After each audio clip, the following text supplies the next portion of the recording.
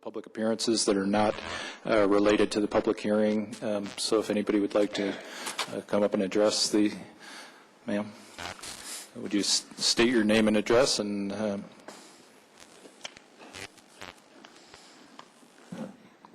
Hi, my name is Pam Chadbourne. I live at Crestline and Nevada Street in downtown. And I wanted to thank the Planning Board for, in aggregate, recommending against the expansion or the rezoning to PDR of the Nevada Place development. That was a big issue at the City Council meeting last Tuesday. A lot of people turned out. Almost all of them agreed with the board's recommendation against the rezoning. So I feel that you were validated, and perhaps the 4 council members were not, but that's an issue for another day. But I wanted to thank you for your recommendation against. The plan that's in development is very important to me, and I mentioned something at the council meeting Tuesday that I'd like to see, and that is, we've divided Littleton into neighborhoods, and then each neighborhood is supposed to have their own individual plan. And at the council meeting, what I asked for in that plan, in the comprehensive plan for the whole city, is by neighborhood, a record of the densities that we have now, and then the densities that we are planning for. And that is a specific thing. What densities are we planning for on perhaps, I'm going to give you a sample time frame, 20, 40, and 60-year centers. Along with that would be an infrastructure maintenance and improvement plan so that it would show all of us what we have to do to increase densities in the areas that are going to be dense, and convince all of us in the city that we know that the city has prudently considered this and we know what kind of expenses go with that. So along with the densities, the city budgets should be included, the infrastructure plan, and that's probably enough for now. So I wanted to ask how prudent that is to expect. Well, I'll respond to that. I think we're in the process of developing a comprehensive plan citywide at this point, and Glenn could probably address this as well.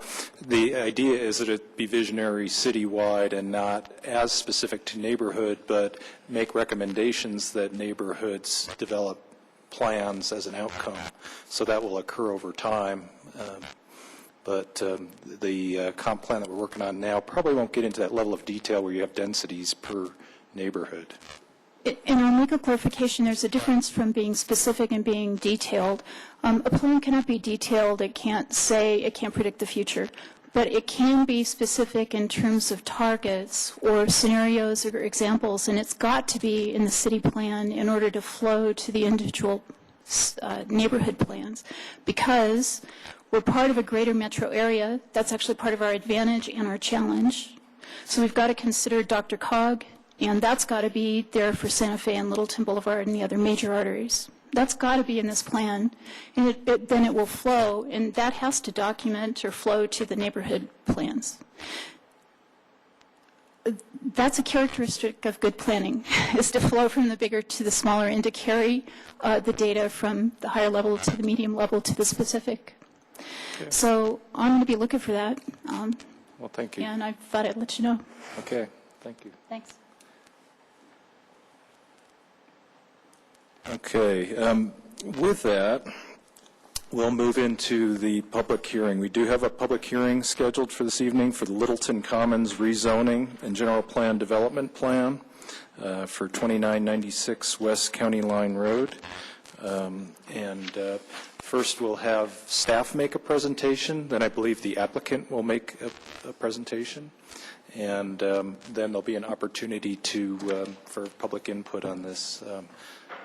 So, Jan? Yes, I'm going to give you some exhibits for the record that include the proof of posting and publication and a public hearing roster, and also letters of support that the applicant gave us tonight. And I believe those are all sitting up at your stations.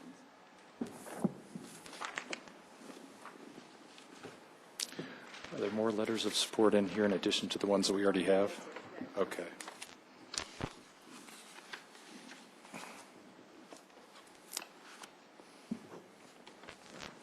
Good evening, Planning Board.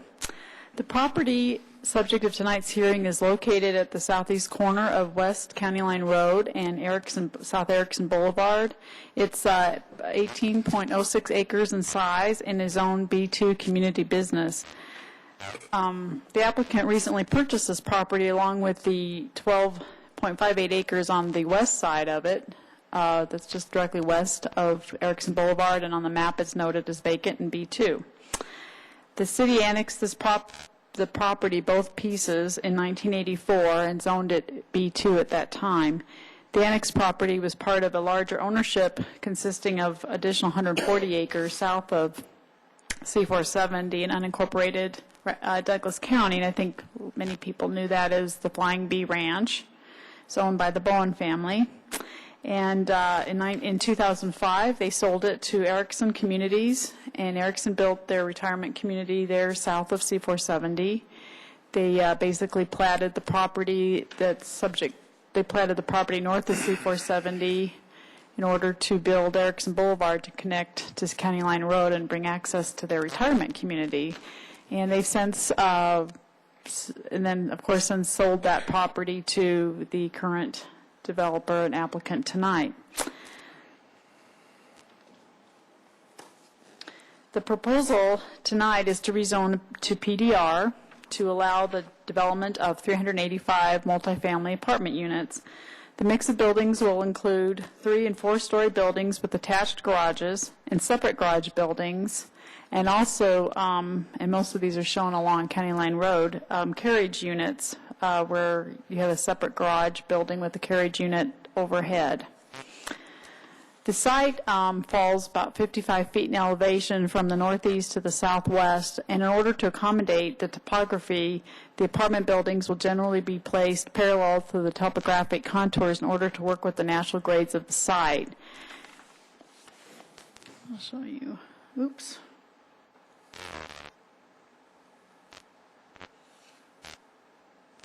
Oh. I'm not good at PowerPoint, so just bear with me. Okay.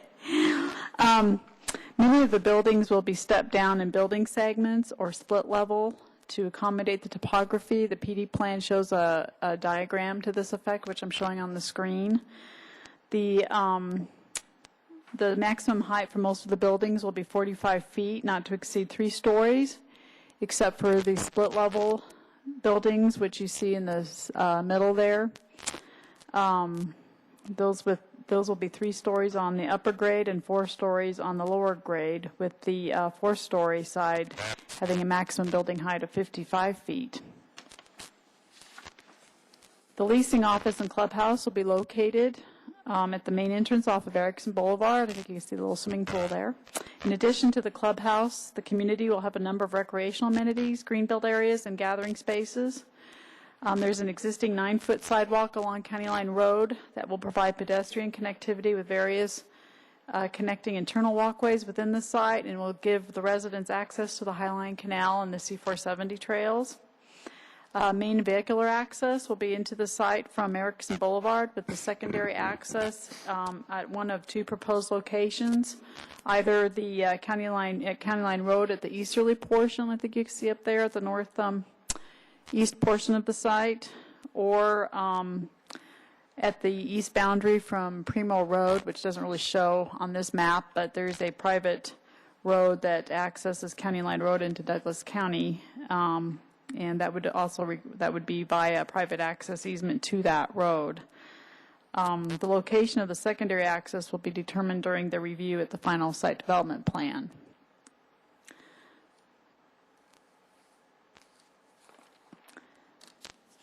During the review of this project, staff was concerned about the potential loss of sales tax generation by converting this commercially zoned property to residential, and asked the applicant to evaluate the potential for retail development. The applicant provided a market study that was included in your packet. The study evaluated the topography, which impairs the site's visibility from C470, as much of the site is below the highway, if you've noticed when you drive by there. The eastern parcel, which is tonight's rezoning, is located about 1/3 of a mile from east of Santa Fe Drive, the primary corridor. where it has little or no visibility from there. The study concluded that the lack of visibility from Santa Fe for the eastern parcel will limit the type and amount of commercial use for this parcel. And so due to the topography and this lack of highway visibility, the study further concluded that the highest and best use of the whole property would be a combination of retail in the western parcel and multiple family residential on this eastern parcel. The proposal meets the criteria of the PD district in that the community would benefit from housing close to employment, retail, and transit, thereby reducing vehicle trips. With a 4% apartment vacancy rate in Littleton, the development will meet the demand for apartment housing and provide new product to an existing older housing stock. New energy-efficient building materials and appliances will help conserve the natural resources. The development will provide new housing to the southerly Littleton area, serving the existing and potential employment and retail uses. Creative site design that works with the severe topography. Development links to an existing trail network, is adjacent to transit and provides on-site recreation facilities designed for the expected population. Existing utilities and roadways will serve the site, and is also consistent with the policy and guidelines established in the comp plan and the South Neighborhood Plan. There's a map on the screen of the boundaries of the South Neighborhood Plan that's part of the comp plan, and the red star represents this property. The South Neighborhood, I'll just list a few of the, I'll also show these. These are a few of the pertinent policy statements in the South Neighborhood Plan that this proposal meets. Policy 3 under transportation addresses pedestrian linkage to provide connecting residential, recreational, industrial, and commercial areas. This project does that. Under the land use policy, policy 2, that the portion of the neighborhood east of the Highline Canal, excluding the residential areas of South Park, Southbridge, and Oak Brook, be designated as a regional employment center. This proposal does not conflict with that, and it actually helps provide housing for the South neighborhood and support of regional employment center and retail. Land use policy 3 deals with providing a balance and type of developments with residential and industrial. It meets that. Policy 4 relates to residential development in an area, providing a mix of housing types. Does that, meets that. And then policy 6, this discusses general development plans for each development area be submitted for approval prior to detailed planning, which shall include sufficient data to determine the adequacy of city service systems, the impact and treatment of traffic with respect to adjacent neighborhoods, and the impact of residential development on the schools. In addition to that, the project does also comply with the community-wide goals of the comprehensive plan, as noted above: view preservation, topography, quality of life, encourage variety of housing stock, and preserve Littleton's economic independence. And the applicant did provide a rather detailed written justification in your application materials that covered a number of policies and goals beyond just what I have stated tonight. And for these reasons, staff finds that the proposal meets the comp plan and the PD intent statements and recommends approval.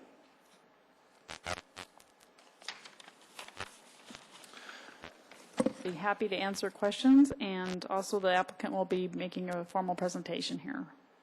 Are there any questions for staff before we get into the applicant proposal? Randy? Mark? Jan, I have 3 questions. The property was platted in 2007, correct? It was in 2005. 2005. Mm-hmm. Before that, it was part of the, well, it was part of the Flying Bee Ranch. It was, yeah, it was just forever. Unplatted property and part of their ranch. Okay.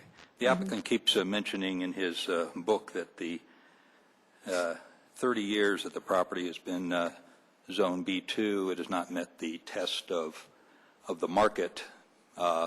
Nobody has bought it as a B2 property, but the property has not been for sale until 2005. Is that correct? This particular property. I think, best of my knowledge, that's possible, because Erickson bought it in 2005, and you're asking me to think way back, but Test of the market would be 5 to 7 years, not 30 years. Is that correct? I spec'd. I mean, I don't remember it being for sale. Well, that's the applicant. Yeah. Secondly, in your write-up, you talk about, let's see, the amenities. The community will have a number of recreational amenities, greenbelts area, and gathering spaces. The applicant, throughout his booklet, talks about may have amenities, such as swimming pools, fitness center, barbecue area, community room, greenbelts, or green spaces, outdoor fireplaces.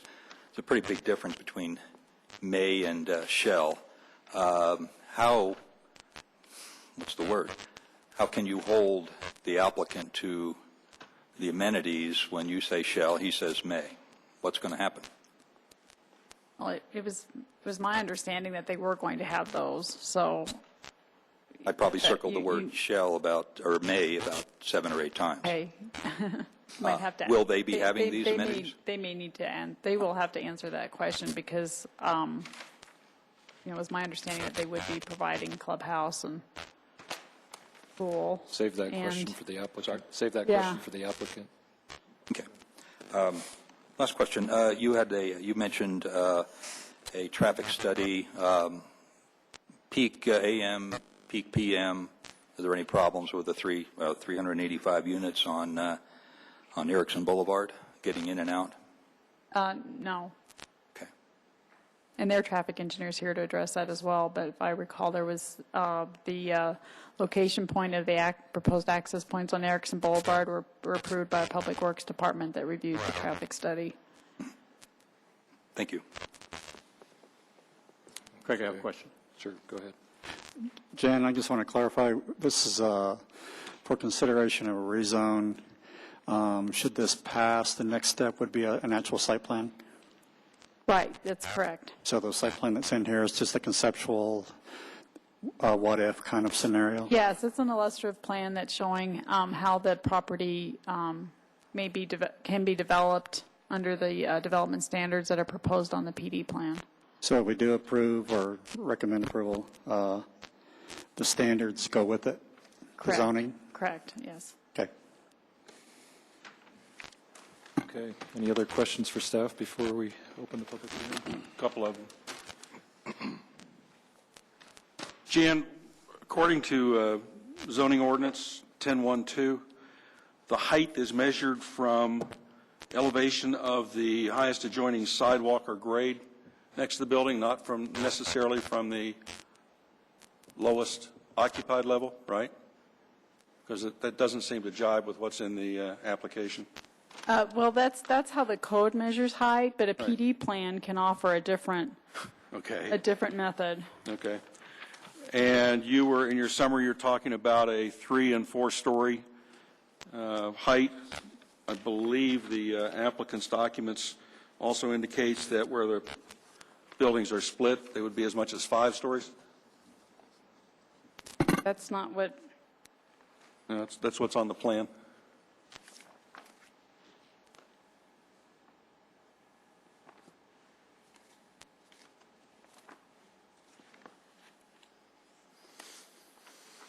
that's, I'm sorry, but I was reading that as 4 stories. And right now, the proposed density, 21.3 dwelling units per acre, that kind of falls in between the R4 and the R5, right? R4 currently would be 13.4, R5 43.56, so, Correct. okay. Yeah. And as near as I can tell, there are no other minimum standards for residential or PDR other than the 25% open space, right? That's correct. Right. So anything else is wide open. It depends on the proposal. Correct. For the PDR. Okay. Traffic study, I presume, was done, I think, in response to another question you said was done by the applicant, Correct. by city engineer? Okay. Do we know what assumptions that was based on? I mean, this was comparing traffic with this development compared to an assumed traffic load for development under the existing B2 zoning? Correct. Do we have any idea what the assumptions were, or kind of business density of business, that sort of thing, Well, that produced the 12,000 trips? The applicant can address that Okay. tonight. Okay.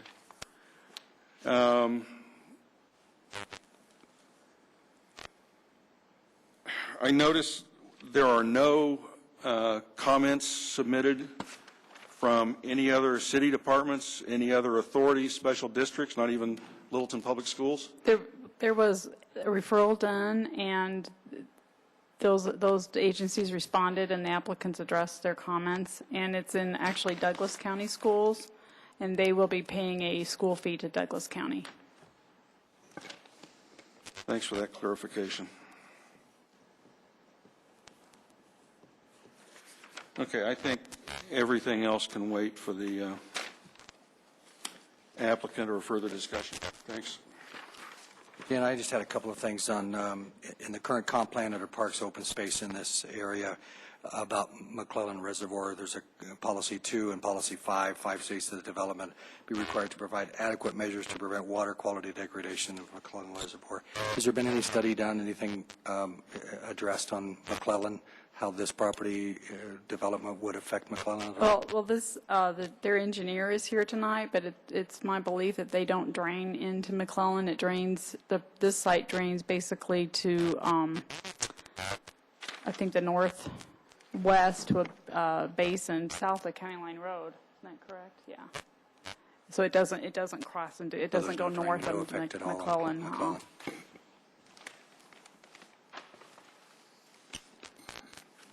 Okay, Karina, Jen? Okay, with that, thank you, Jan. We'll open the public hearing and ask the applicant to present. Please state your name and address. Hi. Good evening. Good evening, Mr. Chairman. Good evening, members of the Planning Board. Just as a matter of business, I'd like to be sure and reserve our period for rebuttal at the end of the public hearing.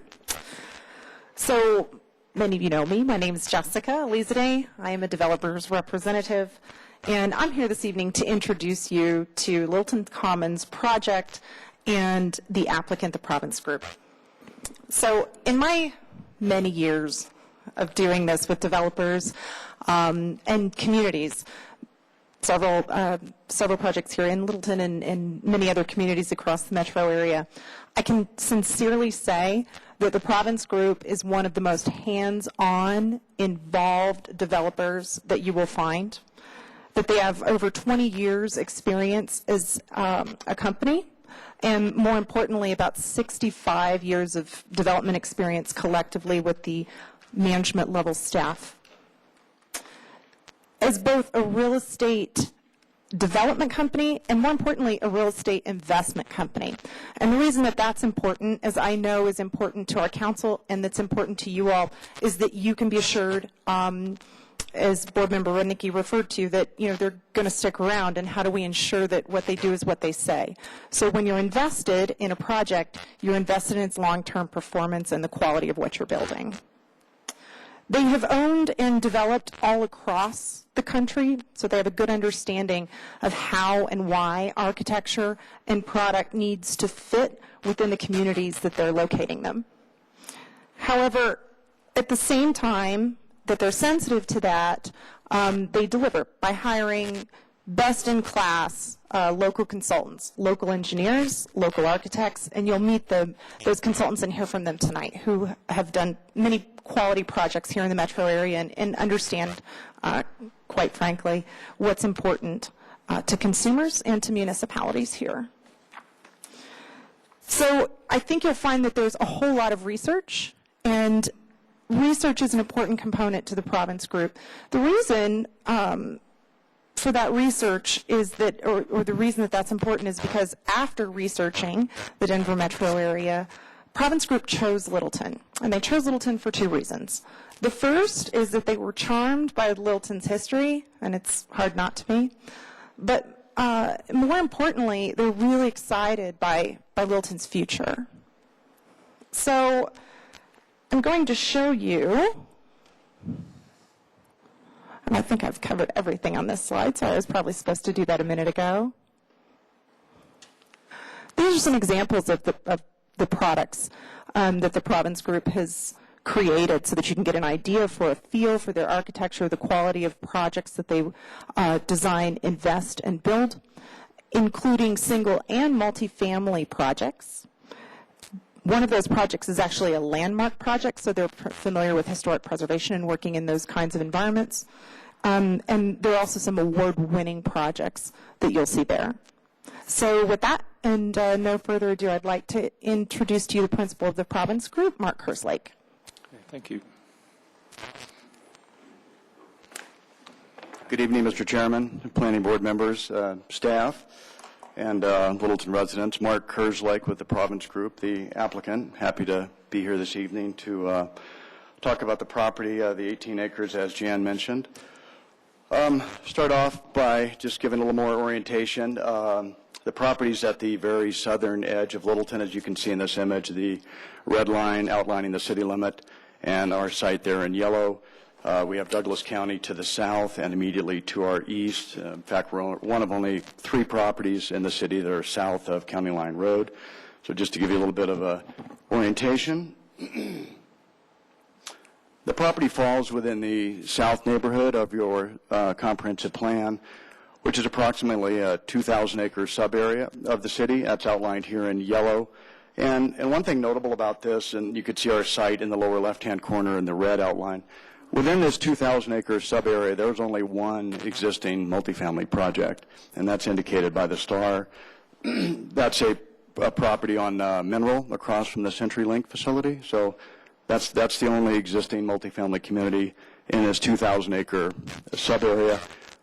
Land use policy 4, as Jan mentioned, is to provide a mix of housing in this sub-area. That's one of the land use goals, and we would be doing that if the application is approved. A little tighter image of the site. Again, it's the 18 acres at that southeast corner of County Line in Erickson. Has been Zone B2 since 1984, proposing PDR this evening. We'll talk a little bit about the 12 acres that we own immediately to the west on the other side of Erickson, also labeled here in this image. To our south, C470, obviously, and the Erickson retirement community. South of that, the west, I mentioned, is our own 12-acre B2 property, Santa Fe beyond that. To the north is the South Park Business Park and the McClellan Reservoir, and then to our east is Douglas County, and that's a condominium development that's being constructed currently called Verona. So in terms of the viability of B2 on this site, again, it has been undeveloped for nearly 30 years since it was zoned B2, and we think there are 2 reasons why that's the case on this 18 acres. It's infeasible due to some physical constraints, which I'm going to address, and then the market limitations, which we have a retail commercial expert here tonight, which will talk about the market limitations on B2 development on the 18 acres. So from a physical standpoint, I think as Jan indicated, the site lies 30 feet below C470, and the bulk of the site is also below County Line Road. So visibility, which is a very important consideration for commercial, the visibility is impaired on this property as it's below both of the streets and highway that we front on. The topography, which Jan also spoke about, we have 55 feet of fall from our eastern edge to the western edge as we approach Erickson. And that really precludes commercial development, which requires large flat areas for building pads and large flat parking fields. That's hard to accomplish with 55 feet of crossfall. With respect to access, we're also somewhat challenged there. Erickson is only 400 yards long, so we don't have any north-south connectivity, unlike a Santa Fe or Broadway. And County Line Road itself really has limited commercial synergies along County Line. So these are some of the physical characteristics that have precluded the development of the property, and just some visual representations of that. In the upper image, this is looking along County Line Road, looking southwest. So on the right-hand edge of the image, that's the sidewalk on County Line Road. We can see those footprints. Then there's about 15 feet of fall down to the site, and we're looking again southwest towards the Erickson overpass. And the bottom image is from County Line Road, looking directly south, showing that the site is 30 feet below C470. This upper right image is taken from Erickson looking east. You can see the embankment rising up to the highway above with the off-ramp sign up there in that image. And this is looking at the sidewalk along Erickson in the foreground. Again, the 55 feet of fall comes to this low point on the site. So the site does drain this way, by the way, away from the McClellan Reservoir towards this southwest corner of the site. And the image in the lower left is from the shoulder of C-470 looking west. So you can see the embankment sloping down to the site. And the right-hand edge of that image is the Hampton Inn and Suites that's just slightly west of No-Nos at the corner. Again, the lack of north-south connectivity. Erickson dead ends south of us at Plaza, and it essentially dead ends at County Line Road. So that's a 400-yard long north-south street. Very different than the commercial corridors that are available along Santa Fe and Broadway. And now I would like to introduce David Hicks Lampert. You may be familiar with them. They're one of the largest retail commercial brokerage firms in the Denver metro area. And one of their principals, Alan Lampert, is here to talk with us this evening. Thank you. Good evening, Mr. Chairman, board members, staff, and residents. Thank you. My name is Alan Lampert. I'm principal and managing broker of David Hicks and Lampert Brokerage, 5750 DTC Boulevard in Greenwood Village. We are a retail-specific firm. We help retailers, developers, and landlords in representing them in the acquisition, disposition, and expansion of their concepts. We have represented projects such as Southlands in Southeast Aurora, Cornerstar also in Southeast Aurora, and the streets of Southland, which is just here in Centennial. We've also represented retailers such as Nordstrom Rack, Whole Foods, Target, 24-Hour Fitness, Office Depot, and many other smaller national retailers and restaurants, and helping them expand in the marketplace. I've actually been involved in this site for over 6 years. It was in and out of contract with the Erickson Group for many years since Erickson took it over.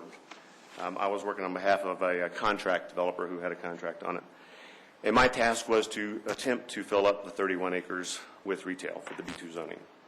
I spent probably 2 years working with various retailers such as Walmart, Target, Kohl's, and Lowe's to attempt to fit onto the site. And this was back in a better marketplace, as you may recall. And we were having trouble mainly with the physical constraints of the market, but also some with the market itself. And I'll get into both of those. I'll touch on some of the things that Mark has already talked about. The configuration of the site actually allows it to, it's a long and skinny site. Actually, I'm going to back up one here.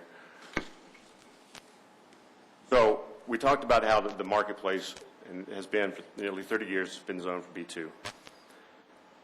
The market of a 31-acre site allows for about 300,000 square feet of retail. We consider that a power center. To fill up 31 acres, you need to find an anchor for it. When we went out to the market and looked for those large-scale anchors, the 100 to 200,000 square foot anchors, we found that several constraints were in place. One was the physical property itself. You've got a site that's bifurcated. I'm trying to find actually the last slide on here that you'll see, the site being bifurcated by Erickson Boulevard. You've got 18 acres on one side, 12 acres on the other. Basically, it's a long, skinny site. It's about 500 acres in depth. It doesn't really allow for a big box to fit on either side of it. We attempted many times to convince the Walmarts and the Targets of the world to actually land on the site.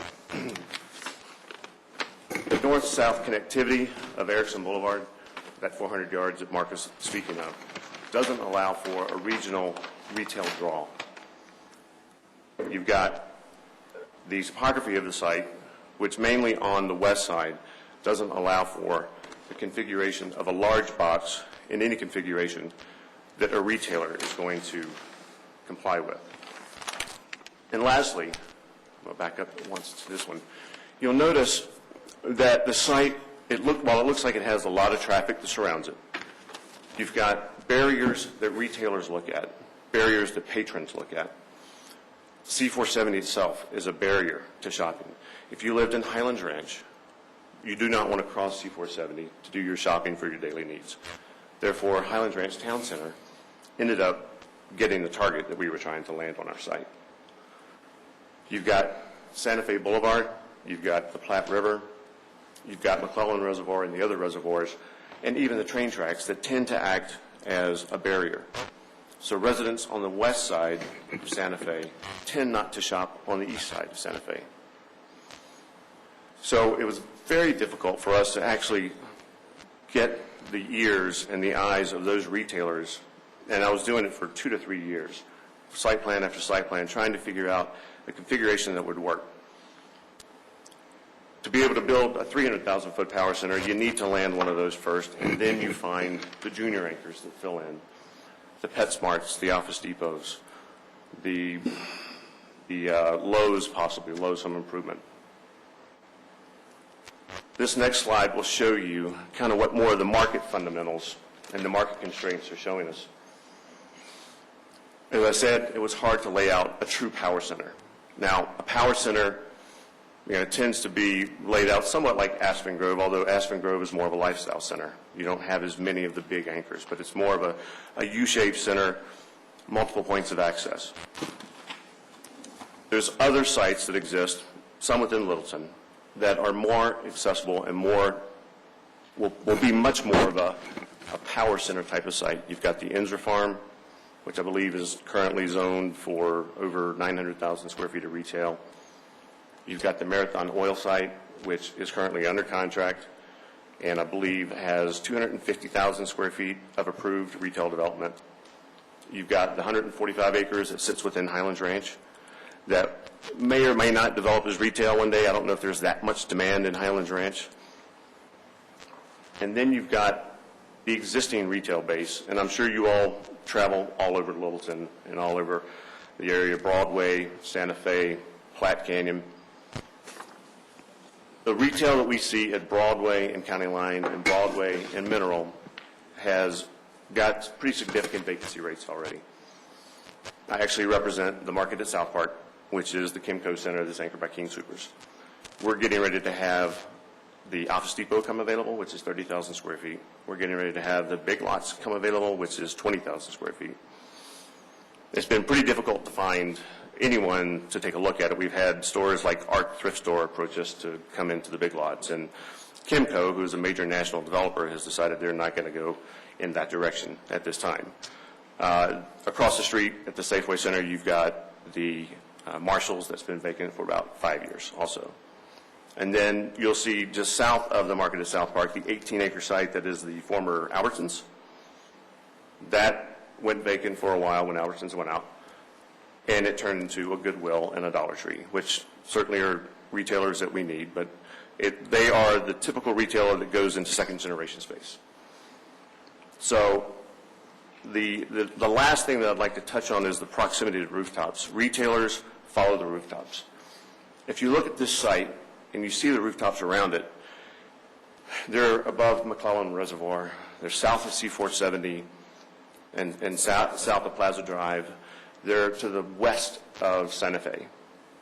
And so this site really lends itself more to a local community center. And with Mark's 385 units, which translates to about 500 residents, with the Windcrest neighborhood to the south, with the businesses to the north and South Park, with the hotel to the north and South Park, I really envision the 12 acres servicing that small community and not a regional development of 31 acres and 300,000 square feet. I truly believe that the plan, I went to this earlier because I wanted to show this, the plan that shows the pink 12 acres lining up as banks, restaurants, possibly a hotel, maybe a restaurant park, actually. I believe there's some synergies down there to create more than one restaurant. Possibly a drugstore also to fit on the corner. 12 acres is a much more sustainable development for retail in this area. And because of all the things I just laid out, the site constraints themselves, and then as you can see, how the site sits within the market, and then the various competing pieces that are out there that I think will get developed over the next several years. I'm sure you all will be reading on those at some point in the near future. I think this really has to be just a local community neighborhood development of retail. Okay. Thank you. Well, again, hopefully we can present a development here that is somewhat symbiotic in that the rooftops we would hope to add would help attract the retailers across the street, and then the retailers that do locate across the street will provide a walkable retail experience for the residents on the other side of Erickson. Also, we had contacted the other large commercial firm in town that I'm sure you're familiar with, CBRE, to prepare a market study. That's in your binders. Just to recap quickly, their conclusion as well was insufficient demand to support 30 acres of commercial at this location, in large part due to the retail space availability rate is over 15%. Aspen Grove, last time we checked, had 33,000 square feet available, as an example. And as Alan mentioned, the Marshalls at Mineral and Broadway in the Safeway Center, that's been vacant for 5 years. That's 30,000 feet as well. It's been sitting there for 5 years. Apartment vacancy in the submarket, in contrast, is 3.9%. And as they suggest in the last bullet point, that the western 12 acres be developed as retail, and that multifamily be developed on the eastern 18 acres. So that was from the CBRE market study that you have.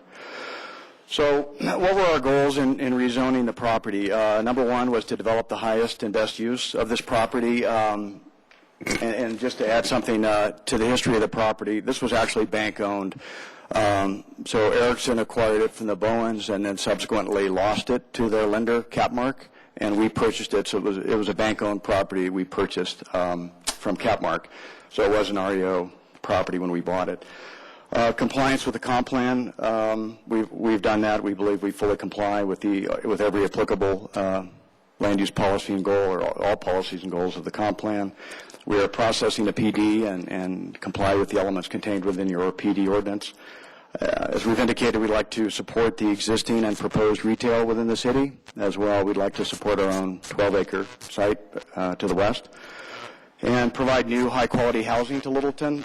As you may know, about 80% of Littleton's housing stock was constructed over 25 years ago.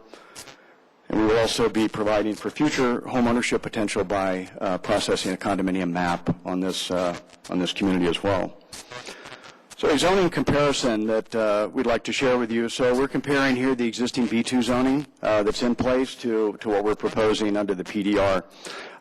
First is the maximum number of stories or height. The B2 contains no limit, no restriction on either number of stories or height.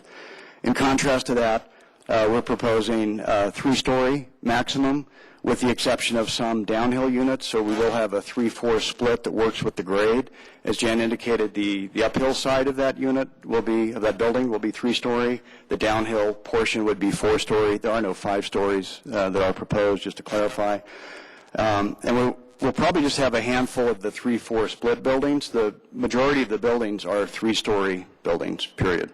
In terms of allowable FAR, B2 allows a 2 FAR, which would allow over 1.5 million square feet to be developed on this property.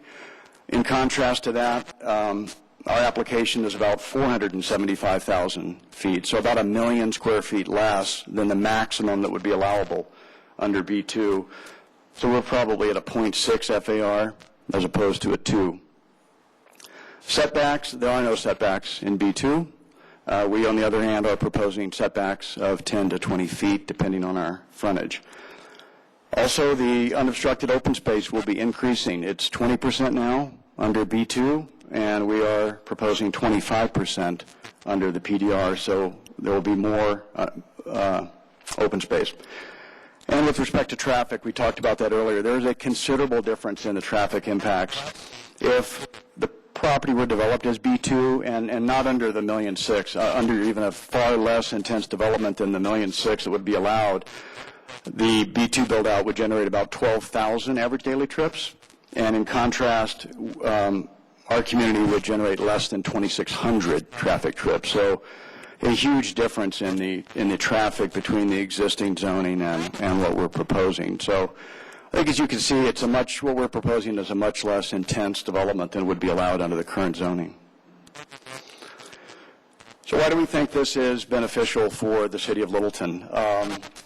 First off, we think this will facilitate development of this property that has sat for quite some time under the current zoning due to market forces, which Alan spoke of and CBRE spoke of, the physical characteristics and the location that I touched on and those constraints. As I just indicated with that zoning comparison chart, what we're proposing is a much less intense use than B2 would allow, much less height, bulk, scale, coverage, everything. The community will also contribute about $8.7 million annually in local spending and create or support about 150 jobs. And I have another study that we'll share with you that supports those numbers. We will obviously be providing new housing, which will help attract new residents to Littleton. And multifamily acts as a feeder, I think, by attracting people to Littleton that then become future homeowners in Littleton. And we will be providing a mix of housing within the South neighborhood, which is one of the goals. And I mentioned within that 2,000-acre South neighborhood, there is only one existing multifamily community. And that's one of the land use element comp plan goals. We will be providing new high-quality housing to support Littleton's employers, which also provides a better jobs housing balance. We're also close to Littleton's Regional Employment Center east of the Highline Canal, so this also shortens commute times and drive times and less traffic trips. These additional new residents would also help other retail within the city, including Aspen Grove, the downtown merchants, as well as your commercial corridors on Broadway and along Santa Fe.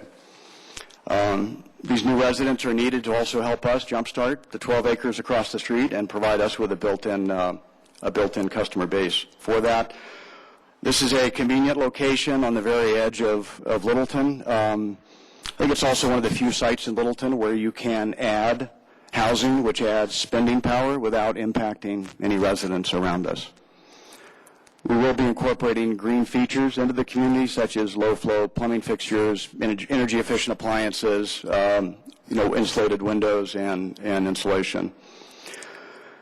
The study I touched on earlier, showing the economic impact of our proposed zoning, was prepared by the National Association of Home Builders. They've done over 700 of these studies since 1996. This was a site-specific study that we commissioned for the impact of the 385 units at Littleton Commons. This is a summary table from that report showing the annual spending power, $8.7 million.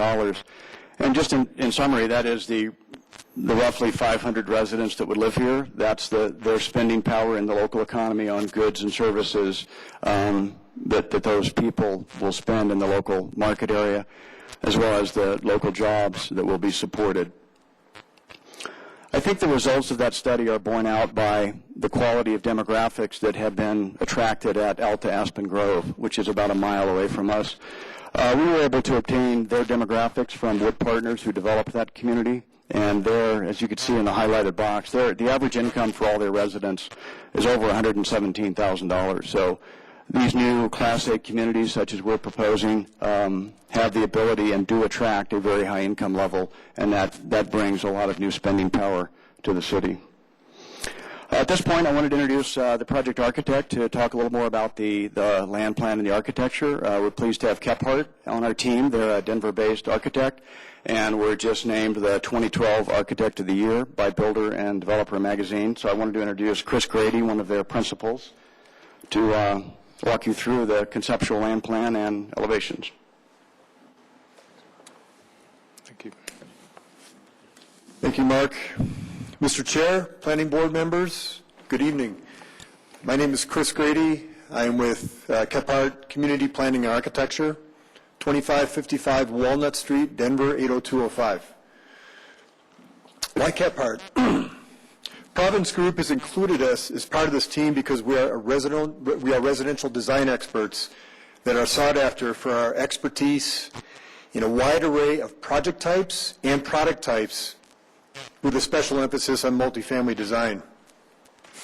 Kephart has designed over 400,000 living units in the last 40 years. We've received numerous awards for multifamily housing design, and as Mark mentioned, our most recent recognition is 2012 Architect of the Year by Builder and Developer Magazine. Kephart staff speaks locally and nationally on relevant design issues.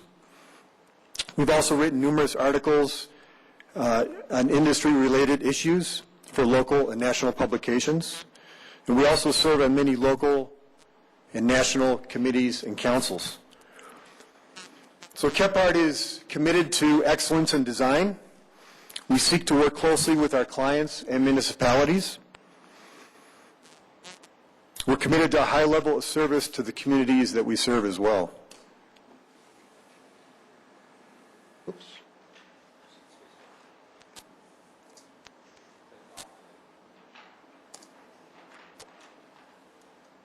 What did I screw up here, guys? Sorry.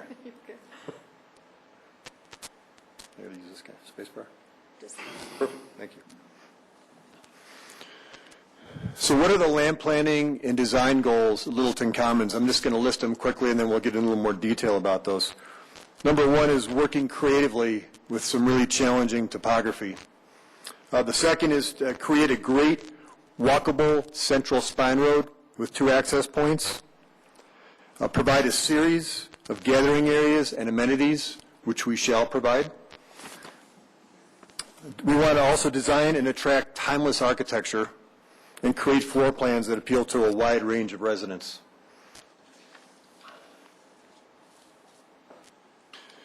This image shows our conceptual site plan or land plan. And as Mark mentioned, we're in a bit of a bowl. I'm going to try to use this versus a laser pointer, folks. So, can everybody see me move that? Okay. So we're in a bit of a bowl, and we are lower than a portion of county line and definitely lower than C470. And on the corner, we're a bit lower than that Erickson County Line Road area.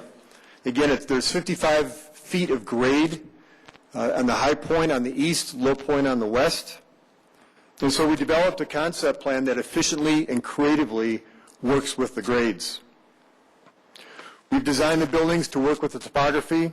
So we have a number of building types. They are 3-story on-grade and a downhill split. As Mark had mentioned, the on-grade buildings are typically 3-story. The split, downhill split, is a 4-story portion, and we only have a limited number of those buildings.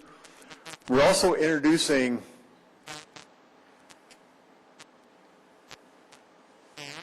as we see along County Line Road, a carriage building. And a carriage building is a unit over a garage, and it's typically a 2-story building. So all of the buildings on site will have attached car garages.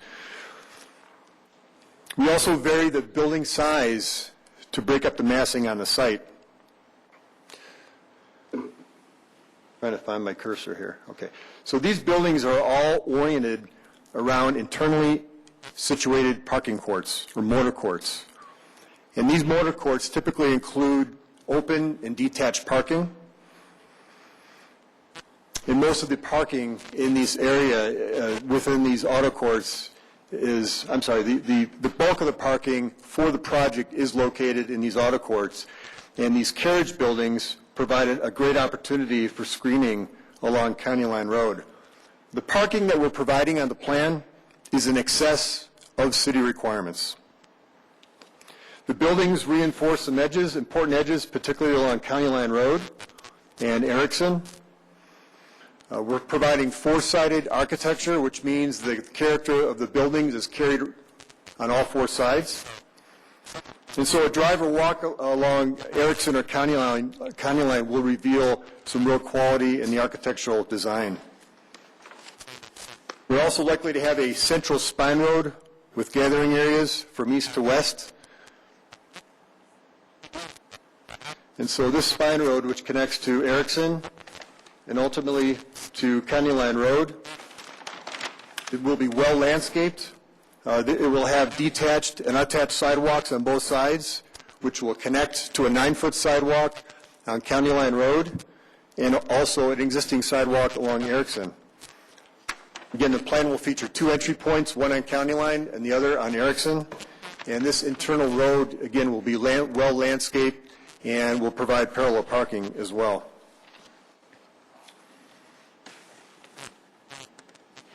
Oops. Amenity and gathering areas.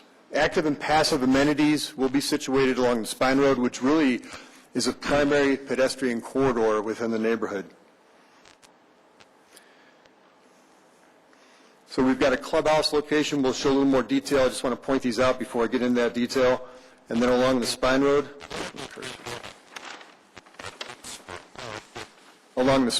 we have some gathering areas. Another area which is located on the eastern side, which is more of a focal point.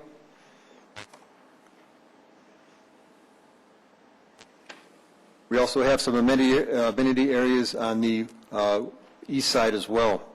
So just to get in a little more detail on these.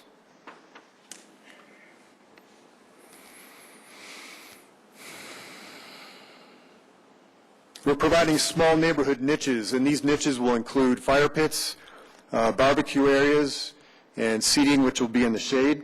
And we've provided 2 locations along the Spine Road.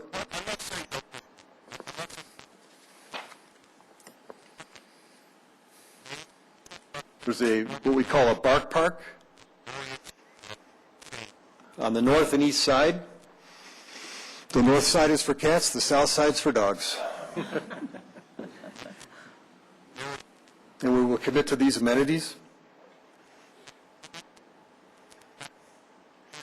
Just to the south of that is another more active amenity space. That also includes a seating area, shaded area, but the real feature of this is more of an open area. It could be a bocce ball court, volleyball, place to throw a ball, do anything with a ball, basically.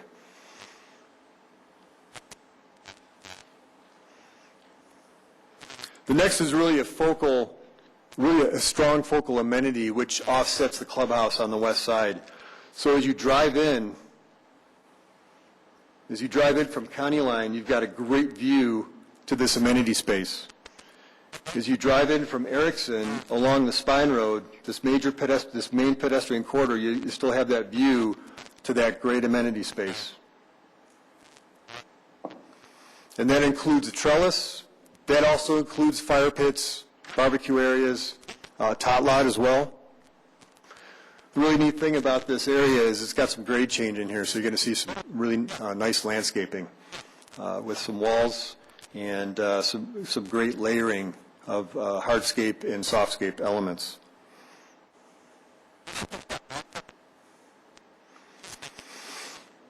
On the west side, we have our resort-style approximately 5,000 square foot clubhouse. The really important aspect, I'm having a hard time finding this, sorry guys. Okay. The really important aspect of the clubhouse in this type of multifamily community is to get some really strong exposure from the adjacent streets. So from the corner of County Line and Erickson, we've got, I keep losing this guy, sorry. I'm just going to explain it. On the corner of County Line and Erickson, we've got excellent visibility to a signature clubhouse building and amenity area. Now that clubhouse building, again, is approximately 5,000 square feet. That will include leasing, fitness, and recreation. The outdoor area will feature a pool, spa, barbecue area. Sorry about that. And as you can see, an open lawn, and it's really key, again, to have that great visibility from the corner. The plan also includes extensive green belts and buffer and landscape areas. So in addition to these amenities, the plan will be well landscaped. We've also included conceptual elevations in the GPDP document. The architecture is intended to be high-quality, four-sided design. Again, predominantly 3-story, and with downhill splits, which would require a 4-story component. As you can see on these elevations, we've provided a really well-articulated entry area. So the entry areas are expressed very well. The roof massing changes as well. It's very important on a multifamily building. So we've got those breaks in the roof line, and then the entries, as you can see on that image, are well expressed and easily identifiable. The elevations will also feature a variety in materials and colors, which is very important. We really don't want to have any unarticulated wall planes, which is really key in multifamily. We've also featured external decks and patios. And so all of the design features that you see here are the intended character, and these are all outlined in the GPDP document, and so that ensures the quality of this neighborhood. Include some elevations of the clubhouse. Again, this is a look from the pool, so we would be looking north. The clubhouse will be intended as a one-story structure, again, leasing, fitness, and recreation. The design character of that building will also reflect the quality of the residential structures, and it is intended to be a signature structure. So again, the massing, detailing, colors will complement the existing or the proposed residential buildings. The other building type that I mentioned was the carriage building. It's a two-story unit with a residence over an attached garage. This will also feature the similar architectural elements and components as the primary residential buildings. The neat thing about the carriage buildings is that they really contribute to a strong edge, and as you can see on the site plan, particularly along County Line Road, that helps to mitigate views into some of the parking courts. So we're really looking at architecture from the public space looking into the project. Again, character and detail similar to the primary buildings. We've taken the opportunity to do a little bit of imaging or visioning, and so we have a view here from the northwest corner. This would be the no-nose corner, looking to the south and east. The perspective reveals the quality and character and design of the project. And as you can see, the clubhouse area, which is that signature structure, would be framed by these proposed residential buildings. So in essence, we're looking to create a great neighborhood that we and you, the City of Littleton, can be proud of. So that concludes my presentation. We have our architect. I'm the planner at Kephart. We have our architect here as well to answer questions. And I'm going to turn it over to Mark for some final remarks. Thank you. I promise you we're almost done. You've been very patient and attentive, and I thank you for that. Just the combined image we showed you earlier about how they can sort of benefit each other. Just some quick imagery on monumentation signage, how we like to create a sense of arrival for the project monumentation, some of the gathering spaces, perhaps some iconic signage to draw attention to the site, and then some of the identification signs as well. Last slide. Second to last slide. So again, just to summarize, the benefits of the proposed rezoning is first starting with the economic input annually, $8.7 million brought by what would be the future residents of this community. These new consumers would help support existing retail and local businesses, bring new residents to Littleton, which equals new spending in Littleton. Provide a built-in customer base to assist in the jump-starting of our own 12-acre site just to the west. The creation and support of 150 jobs, as the NHB study outlined. Supporting local employers and creating a better jobs housing balance, and supporting the Regional Employment Center east of the Highline Canal. And then lastly, providing a mix of housing types as called for in the comp plan within the 2,000-acre south neighborhood. So that concludes our presentation. Thank you. Appreciate your time very much. And we are here, our team, to answer any questions that you may have of us this evening. Thank you. Well, thank you. Would you mind standing up, Mark, if we have any questions from the commissioners before we get into the Certainly. hearings? Are there any questions before we get, we do have some people signed up to speak, so. Questions Andy? for the team? Yes. I do. Go ahead. First of all, the conceptual plan, does that represent the 386 units? Yes, sir. 385. So we're not necessarily approving the conceptual plan, but we are approving the standards. So I had questions about the setbacks, parking, mainly setbacks and parking. Sure. Oh, I'm sorry. Oh, go ahead. I was just going to say that, so the standard for parking is 1.5 space? I have questions about the numbers that you're asking for. Okay, in terms sure. of how much setback and how little setback, things like that. Sure. First of all, a question for Jan. Did we review the standards and compare them to comparable projects? Okay. So it's just, they may be fine. I just want to voice my comments. Setbacks, a minimum setback from for buildings. On the north and the west side is 20 feet, so that's from County Line and Erickson. Correct. So a building could be 20 feet from the lot line, property line. Correct. A three-story building, okay. I noticed there were some slope easements on the survey. Do those slope easements have to be respected at all? Does anybody know They that? don't. A lot of those don't even apply to the slope that's there today, so we've That's already just what the talked with survey had staff on there. about reworking those consistent with the new slopes that will exist. Okay. Minimum parking setbacks for, from buildings, 0 to 5, 5 and 0. So a parking bay or parking stalls could be 5 feet from a building? Correct. With no bumper guards, therefore your car could overhang 2 feet into that 5 feet. Therefore your bumper is 3 feet from the building. I think that's correct. Okay.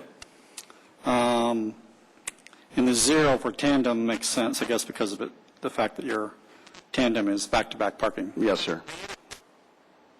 And the 0 from buildings makes sense because you're right up against the building, especially your tandems are behind the garage. Right. Where you're That's right right. there. From property line, 0, except where landscape standards override. Do we know what those landscape standards could be in terms of buffering? Otherwise, you have a parking lot island right on a property line? Or a parking lot bay? Only with landscape screening. I believe we stipulate in the PD that landscape screening would be required if that were the case. They're generally screened by the carriage buildings, as Chris pointed out, but if not, then it would be a landscape screening. So I'm just curious why it's even 0 if there's a landscape requirement. We might as well just put the requirement right in there. That way we never have parking right on the lot line. I just want to bring that up to the board. Additional setback standards related to the building itself. Having done these myself, I know the different tricks of the trade. So entryways and patios and stoops can be in the setback. I'm mainly concerned about patios and setbacks and how big those patios are, but your elevations show that basically your patios are flush with the building line. I don't see many patios sticking out. Correct. And usually it's the end of a building that's at the property line anyway, and at the ends of the building, there wouldn't be a balcony condition anyway, Right. because those would be on the sides. Okay. Item CC under setbacks, all building setback separations shall be measured from the foundation. Therefore, undulations above the foundation can be into the setback, which you have some. You have some where the upper floors are sticking out. That concerns me a little bit when you look at minimum building separation, 10 feet. So if you have a 3 or 4 foot undulation on both sides of, or both buildings, you've taken that minimum separation down to 7, building to building. It just seems a little tight for a 3-story building. I think we've said also that there's a limit to the allowable protrusion of those projections, I think, is 24 inches, is that? 36. Right, 36. 36 what? Inches. Okay. So the closest anything could be is to 36, you're saying? Correct. I just want to understand parking standard number 4, item B. Tandem parking spaces are permitted and may include an open driveway parking space in front of the garage. I understand that. Or other parking space. What's the or other parking space? It says this somewhere else. Is that what it means? Correct. If it wasn't in that, exactly. If it wasn't in that condition. Could be somewhere else. Right, Okay. right. Okay. Jan, is 25% compact spaces standard? Okay.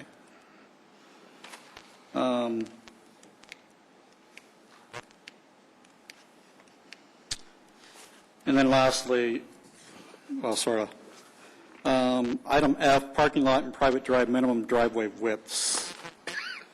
I guess my only comment is FC and FD, one-way and two ways, 23 feet, standards 24 mostly. I assume your engineers, or your civils assume that 23 is wide enough for a back-out lane on a two-way traffic? It is, and we've also met with Littleton Fire 2 times, or if not 3 times, Okay. to review that, the plan and these dimensions. And then parking islands. Parking islands are permitted. Do we not require them, Jan, for like number of parking spaces? You need an island every 15 spaces or something, or?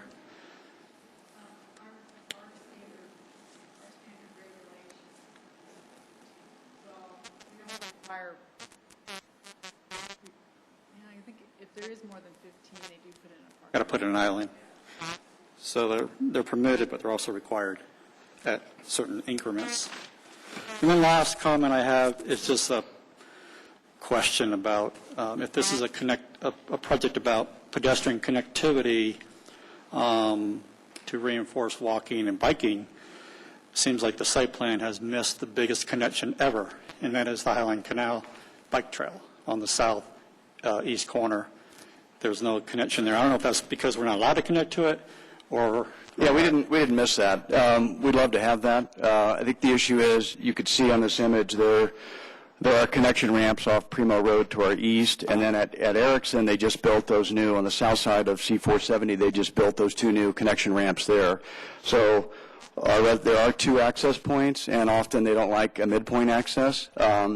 Also, as you may know, that access can't be granted to a private party. It would either be the South Suburban would have to make application for that, or the City of Littleton would be granted a license. We can't be granted a license.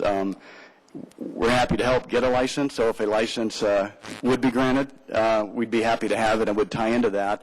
But if we can't, we have attached and detached sidewalk within our own community, so our residents can easily go to Erickson. There's an existing sidewalk on Erickson that goes under the C470 to access the bike ramps right there. right. I think it'd be great if we can get it. But, We do too. yeah. I did want to return, if I may, just to the setbacks and compare to R5. So, and the R5 zoning can be double the density we're proposing. The city's R5 is 43 per acre, and under that zoning, their front and rear setbacks are 20, and their sides are 5 and 10. So we're proposing 20. Similarly on County Line and Erickson, so we're the same as R5, even though R5 could have double the density we're proposing. The south is where we're proposing 10 because we're up against the highway, and there's that huge embankment, so there's no real impact or sense of impact there. And on our eastern side, it's just open green belt and a road. And as a practical matter, if you look at our site plan, we have a 50-foot Denver water easement. That's why you see on our eastern side where we have the Bark Park and the Bocce Ball Amenity Court, that's a 50-foot north-south. For the practical matter, we can't have a building within 50 feet of our eastern property line due to this Denver water easement, which is why you don't see any buildings there. That's all I have. Thank you. Mark, did you have something? Just a general question about the mix of 1- and 2-bedroom units. Are you going any 3-bedroom or just 1 and 2 units? No, we will have some three bedrooms, probably not a large percentage of threes, but we'll have some.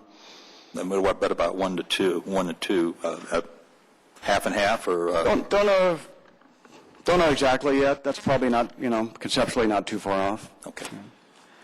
Question about your marketing. It seems like you were trying to hit a home run with Big Box Power Center on this site. Didn't seem to be practical to me. Did you look at? Was there any interest from small retailers like you're thinking for the west side? Perhaps a good use would be maybe it's a little dated, but a small residential office park, with small buildings, sprinkled around, lots of greenery. You see them occasionally around the metro area. Did you look at that? Well, the challenge with any sort of office is there's 18% vacancy now in the submarket, and if you drive around Littleton, there's plenty of vacant space, and including in the Regional Employment Center. Pull up those photos of the Regional Employment Center. Yeah. In fact, I think I might have those here. There's plenty of that space available, and we photographed 30 space available signs in the Regional Employment Center. So there's just a lot of choices, a lot of that existing space now that is already in the market and struggling. Okay, reasonable. I heard. This was the. Can you turn that on?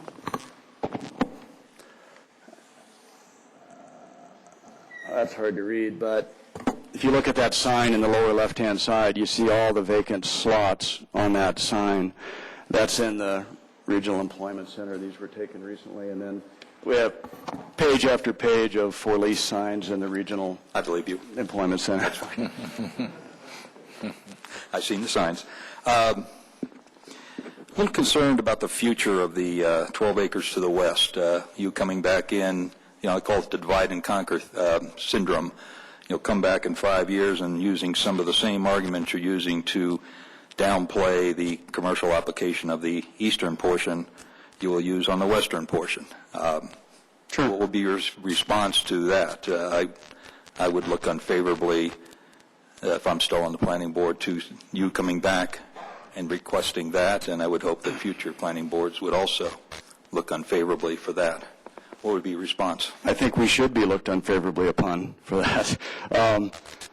I agree with you, and I think that's a fair point. I own the 12 acres, and no one wants it to succeed more than I do, and we're eager to get it jump-started. I want Alan to go to market and represent to the retailers that we're going to have 385 new units across the street, because I think that will attract retailers, and hopefully if our economy continues to improve, that we can do that. So I don't want to wait around for anything. We're sort of a go-now type of an organization and a mentality, so we want to proceed quickly and urgently, and hopefully we can attract those users now. And obviously, if we were to ask for that in the future, which is not our intent or our plan, obviously that's within the power of the city to say no, and I would expect a no at that point. Last point is fairly small. I realize this is a conceptual plan, but I don't see any holding ponds. Are you going to be holding off-site to the west, or are you going to obviously have to create something on your property?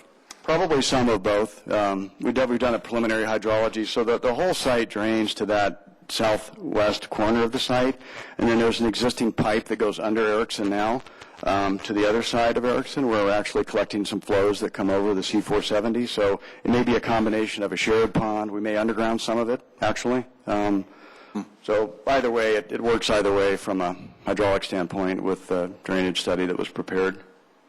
You're not in front of a microphone, Jan, but is that allowable? Can they do withholding on the west 12 acres? Or are they required to do all the retainage on the east portion? On the rezoned portion.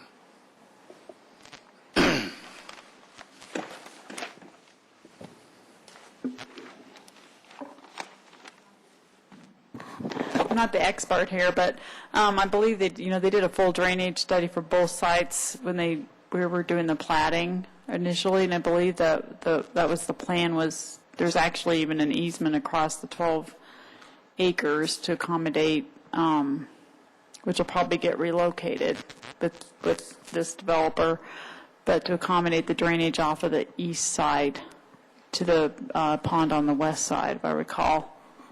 I think, am I correct on that? Okay, yeah. That's all I have. Thank you, sir. Okay. Other questions? Greg, I have some questions. Sorry, Can I just follow up on some of Mark's questions? go ahead. I just have a couple of follow-ups. Mark, you asked about the housing units. So there's 1 and 2 bedrooms. Are those, so specifically to the carriage house, are those 1 or 2 or a mix? The carriages are all one bedroom. They're all 1, okay. And then for the other units, are they all 1 level that it would have 2, or do you have some Correct. split level? No, each of them are single-level Okay. units. Okay, that's it. Thank you. Okay. I think go ahead. I had a question. Mark, your plan shows ingress egress off of County Line on the eastern side, but you also make note of possibly connecting to Primo Road. What's your preference there, and is there some, have you talked to the owner of that property? Is that part of the Verona Correct. project? And are they going to put an additional roadway in there or expand that roadway, or what? There's a note on their plat that has easement access consent for this property, for our site. They both work from a traffic standpoint. We actually prefer County Line, I think. We have about 1,300 feet of frontage on County Line, and I like having an access a little more centered in that 1,300 feet instead of having it at each end. And what about price point in your units? Where do you think you'll be there? Well, today we think the rents would start at around $1,100 a month and go up to $2,000 to $2,100. Okay. Good. Well, I think my fellow planning board members have asked the questions that I had wanted to have answered. So I think at this time, unless there's anything else, I'd like to open it up to the public. We do have some folks signed up to speak, and I have 3. So if I can ask you to come up and state your name and address, and limit your comments possibly to 3 or 4 minutes, if you would. Michael Magel.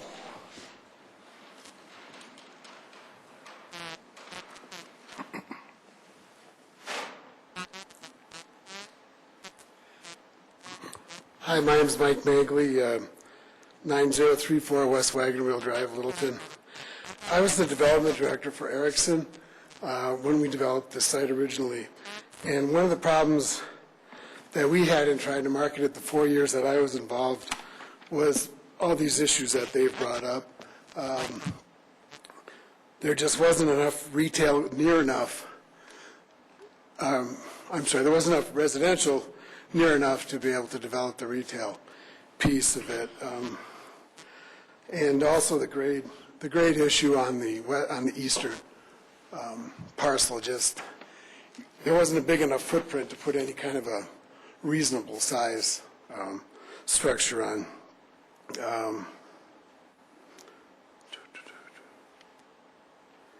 So we found little or no interest at that time, and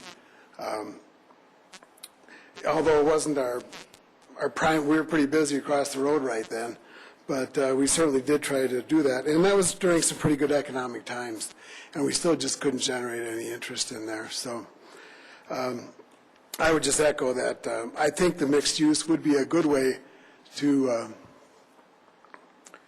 help to jumpstart that retail on the west side, and I think it would be a good use of this property. So I'm in support of it.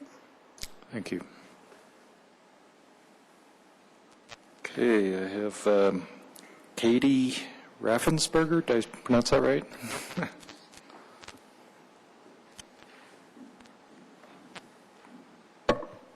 Hello. My name is Katie Raffensperger, and I live at 5541 South Youngfield Street in Littleton. And as a resident of Littleton, I just wanted to come and voice my support for the project.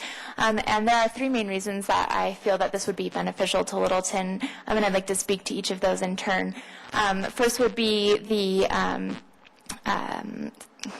support of the current local businesses that already exist in Littleton. Second, the potential attraction of new employers and therefore new jobs. And finally, the attraction of new residents to Littleton. So as a resident of Littleton, one of the things that I cherish the most about the city is the many local small businesses that we have here. I think it's very difficult, especially in this market, to maintain a small local business, especially in competition with large retailers. And I believe one way to continue to support the local businesses of Littleton is to bring in new residents that have more spending power and who I'm sure will find the attraction of the small businesses just as the other residents of Littleton do. So I think that the additional support for the small businesses of Littleton would be a great asset of this project. I think that will help contribute to the small town charm that designates Littleton, or that characterizes Littleton as a city. Somewhat related to that, I do recognize that there is a benefit of bringing in potential new employers, but with maintaining the small town charm of Littleton, I don't think bringing in the big box retailers is necessarily what's best for the city. I think, however, this project and the type of retail that it proposes bringing in is a nice alternative to bringing in a source of retail, which I think provides a dual benefit to Littleton. One, bringing in taxes for the city, and then two, providing a source of local jobs, which I think is also a benefit for the city. Last, I believe that it's really important to attract new residents to Littleton. I've lived in Littleton since I was 10. I went away for college, and then I recently moved back not too long ago. And as a young married couple, as part of a young married couple, my husband and I really would have liked to live in a place that is being proposed like this. I think that it's a nice option for young couples who are just starting out who either want to come back to the area and who can't afford to purchase their home, or who are looking for a place to put down roots more permanently. So I think that attraction of new residents would additionally benefit the city of Littleton, and for those reasons I support the plan. Okay, thank you. Thank you. Okay, I'm going to have trouble reading this one. Steve Priest, did I get that one right? Freebie? Sorry. Hi, I'm Steve Priebe. Me and my wife are supporting the change in the zoning. We've lived here for 18 years and watched the city grow, and as it grew, there have been other changes in zoning to help this grow, the city grow the way we feel, is important to everybody around us.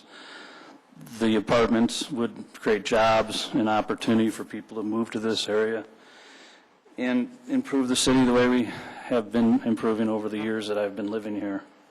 So thank you for your time. Thank you. Okay, there's two additional sign-ups since we started. Norman, I can't read your last name, sorry.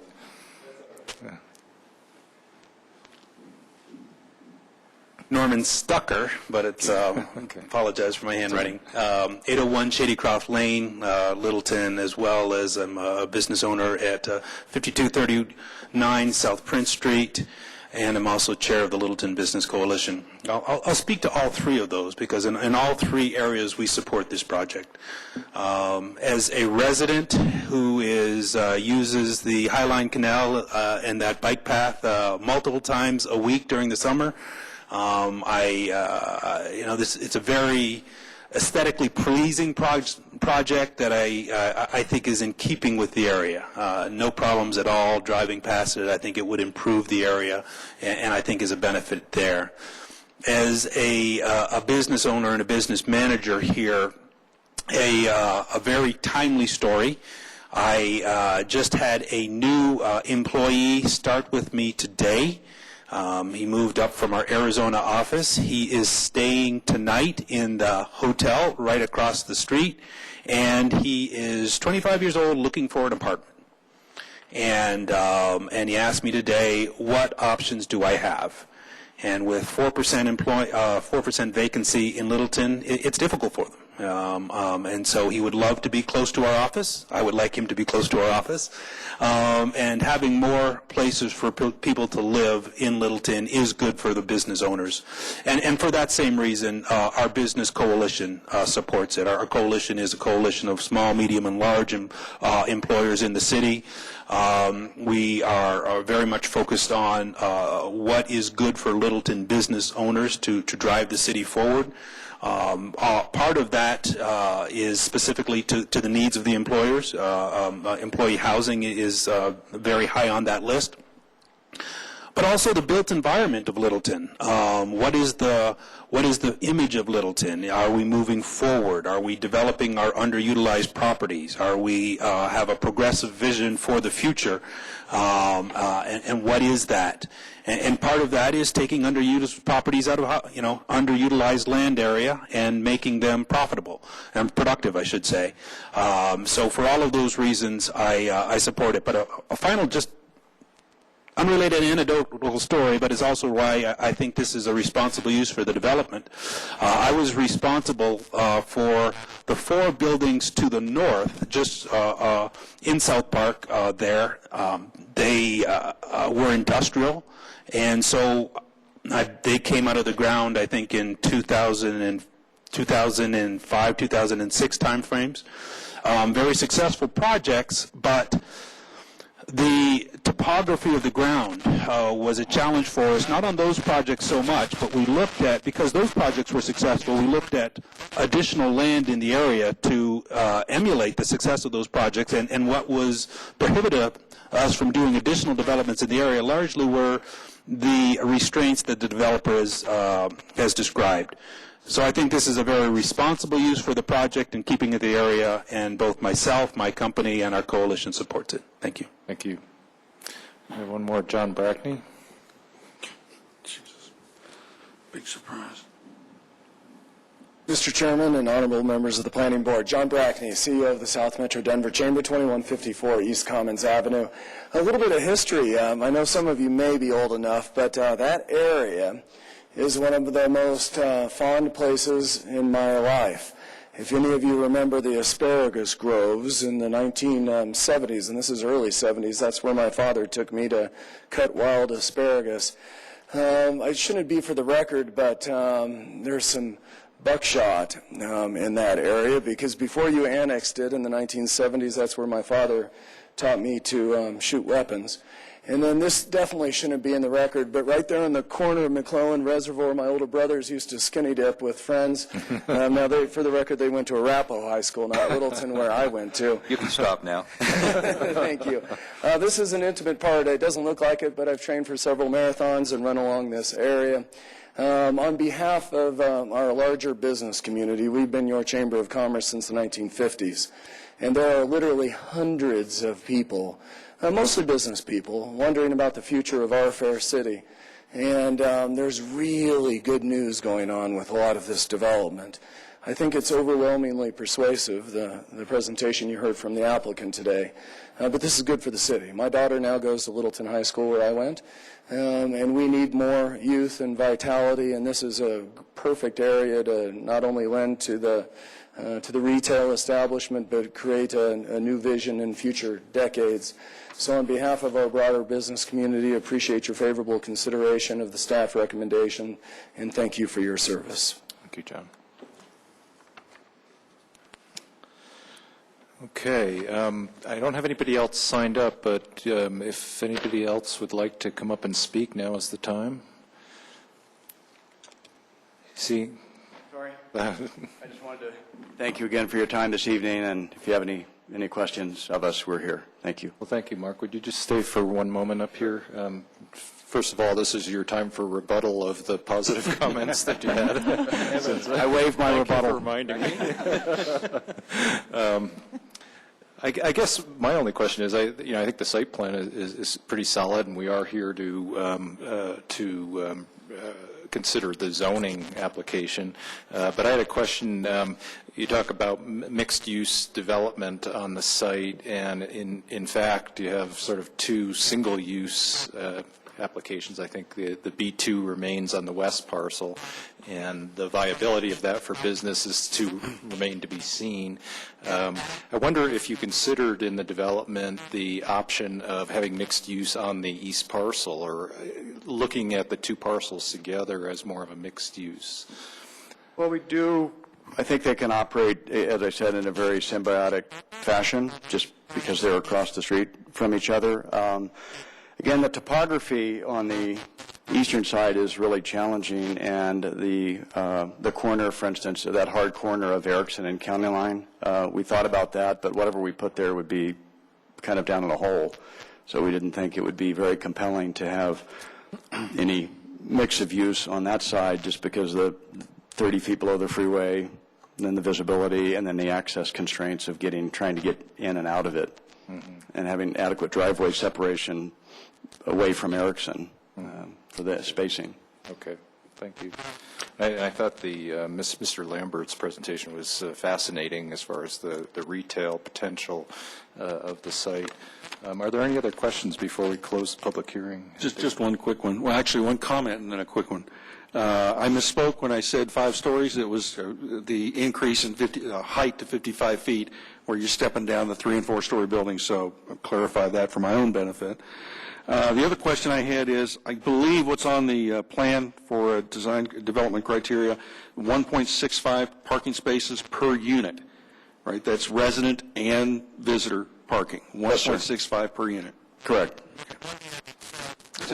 Again, the city's requirement is 1.5. We've added basically a 10% increase to that to facilitate additional guest parking mainly. Okay. Does the market, I'll just follow up on that question, do you see the market demanding that additional increment? I think so. I mean, I think that we certainly don't want to underpark it, because then people won't, either won't live there, or if they do, they won't stay. If the parking's a hassle, they're going to leave, and we don't want that. So I think from a market standpoint, we want to have 1.65, if not a bit more. Yeah, thank you. Will you have any parking allowed on the streets on the main loop? The Spine Road? Yes, just on the south side. I think it's probably hard to see on your image, but there is some parallel parking. Here. I'd have to zoom in on that, but there is some on the south side. Sorry, is that part of the 1.65, or would that be in Yes, addition? sir. That'd be part of that. Okay. Okay, Randy? One quick question. Where on here would the tandem be, or is that actually on the plan? It would be, again, at this scale, it's a little hard to see, but in front of Some of the units? not all the buildings, but some of the buildings where we have garages tucked under them. That's right. Okay. Seeing no more comments, I'd like to close the public hearing. Thank you again. Mark. Yep. And before we get into our deliberation, if we could have a motion, please. I motion that the Planning Board Resolution number 13-01 be approved with a favorable recommendation to City Council. Do we have a second? I second. Okay. We have a motion and a second. Any discussion on that matter? Well, presumably, we're going to discuss it one way or another. Would you like to start? Sure, why not? I guess most of my comments are for staff, including a couple of questions.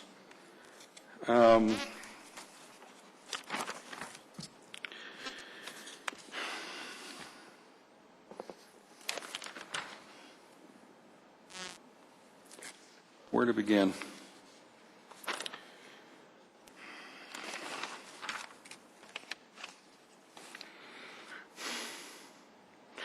Jan, I noticed both the applicant and in the staff report, we're talking about the arguments for approval. One comment was about the how this site is adjacent to transit. Could somebody clarify for me just what it's adjacent to in the way of transit? There's a bus line that goes down County Line. Okay.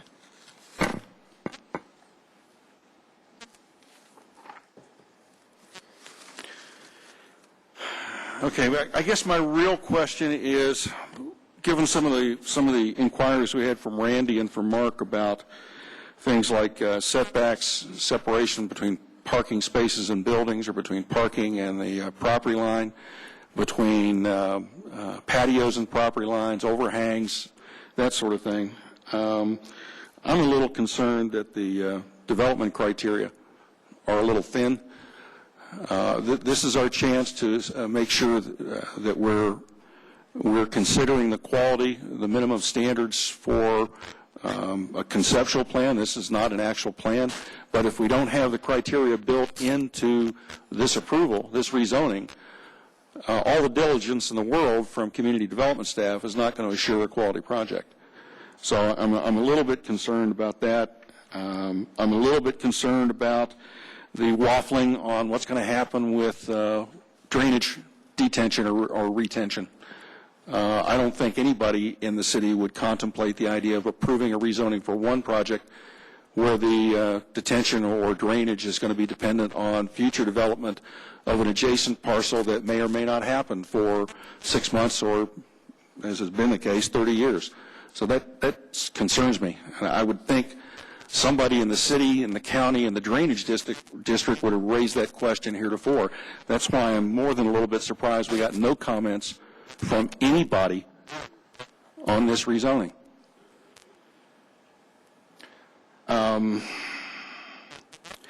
Overall, I'm going to run through my reasoning here. What I'd really like to see is staff and the applicant get back together and do a little more homework on detailing of standards. On the other hand, I've got to say, look, on its own merits, it's an attractive project. It certainly meets a need for housing in the city area. On the one hand, I recognize that vacancy rates and marketing demand, whether for multifamily residential or for commercial, are transitory. They come and go. 4% vacancy rate for residential and 13, 17, 18% vacancy in retail may be true now. 5 years from now, 10 years from now, it could be totally different. So I'm not sure that's a real big argument. On the other hand, I don't see any compelling reason to preserve this particular site for B2 commercial. So in terms of flexibility, meeting the overall goals for the community, probably nothing significant there. I don't see any multifamily residential impacts on existing or adjacent uses, so that shouldn't be a concern. It's not like we're plotting it right next to a bunch of single-family properties or the River Edge Park. I'm a little dubious that with the argument that 385 units are going to increase rooftops in the area enough to improve the viability of either the remaining 12 acres to the west for commercial development or have any significant impact on the commercial and retail property across county line to the northwest. I have to tell you, I think staff's arguments claiming that this is consistent with comp plan is really thin. If the planning board were to reject that argument, we'd have to go back to the mandatory criteria for rezoning, either changed or changing conditions in the area of the city in general, or manifest error in existing zone classification. I don't know that that's going to impede approval of this project. I don't know that it should in terms of its suitability for this site. I think the applicant and staff made a good argument. There's not necessarily a better use for this site. I wouldn't certainly by any means characterize this plan as it stands now as creative or innovative. And I don't mean that as a slur. I'm just making that as an observation. Staff tried to make a good case for the fact that one of the reasons it complied with the comp plan is because comp plan's goals were to inspire creative and innovative development. I don't buy that argument in this case. I guess overall, if we're going to justify this rezoning based on staff findings about all the wonderful reasons why we should do this and why it really meets at least some part of the intent of comp plan, I think we could use that same logic to justify virtually any rezoning any place in the city we wanted to. That worries me. I think if that's the case, and given recent events, I think that is the case where we're trending, I'm going to strongly recommend as a lame duck planning board member that Community Development Department, city manager, and council carefully reconsider just what we think we're saying when we say we have a comprehensive plan or a zoning ordinance and a zoning map. And if we're not going to enforce it, if we're going to defer planning an area's character until an actual proposal comes along, then let's drop the pretense. Get rid of the details that we've got in comp plan and zoning, and let's declare the fact that we really believe in a progressive, open approach to development, that unless it absolutely flat out interferes with or makes unlivable an adjacent property and use, we're all for it. So if I thought I had any support for recommending this or remanding this back to applicant and staff for further detailing, I'd do it. I don't see any support for that, so that's all I have to say. Well, let's stay with the application, because I don't think we've heard that is the everybody's. application. I don't know that we've heard everybody's opinions yet. So, would someone like to follow up? Sure, I'll follow up.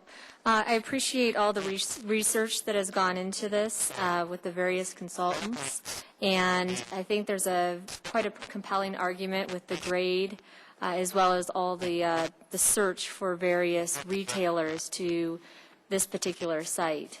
And with the residential, that you are able to work with the grade easier, and I can see the design layout in doing that. And overall, we do need more housing options in the city of Littleton, and for all ages. And so I appreciate that there's not just 1 and 2 bedrooms, but also 3 bedrooms. I do like I know that while this is the zoning we're looking at, it is nice to see some of the detail of what is being planned visually. And it's nice to see some of the amenity spaces. And it'd be neat, too, thinking about some of the families with young children, some of the amenity spaces being designed for them, too. So I just wanted to throw that out there and, as you move forward. But in general, I think that the work that has been done on this project is quite good, and I think it's favorable to see why this would want to be looked at as a residential zoning application. Okay. Thank you. Mark? Briefly, I came in here with some old baggage here, old school PCs and former city councils in past years would have looked at this. There is very little available retail space left in Littleton. They drew a line in the sand. No rezoning to residential. All to Aspen Grove, behind Aspen Grove, basically put a hole in that line, and it was reasonable to see that was not retail, but was a good use for residential. Littleton does have some pie-in-the-sky commercially zoned space. I think that the applicant has proven to me, plus my own observations, that this is one of those pie-in-the-sky B uses that is better used for residential. I do hope that when we get to the finite plans that shall become shall. I hope the detention pond issue is cleared up legally, and obviously has to go forward totally. I think it's a good project for Littleton, and that's all I have to say. Thanks. Thank you. Karina? Mark? Kurt? Randy? I agree with everything else in terms of this being a good project for the site.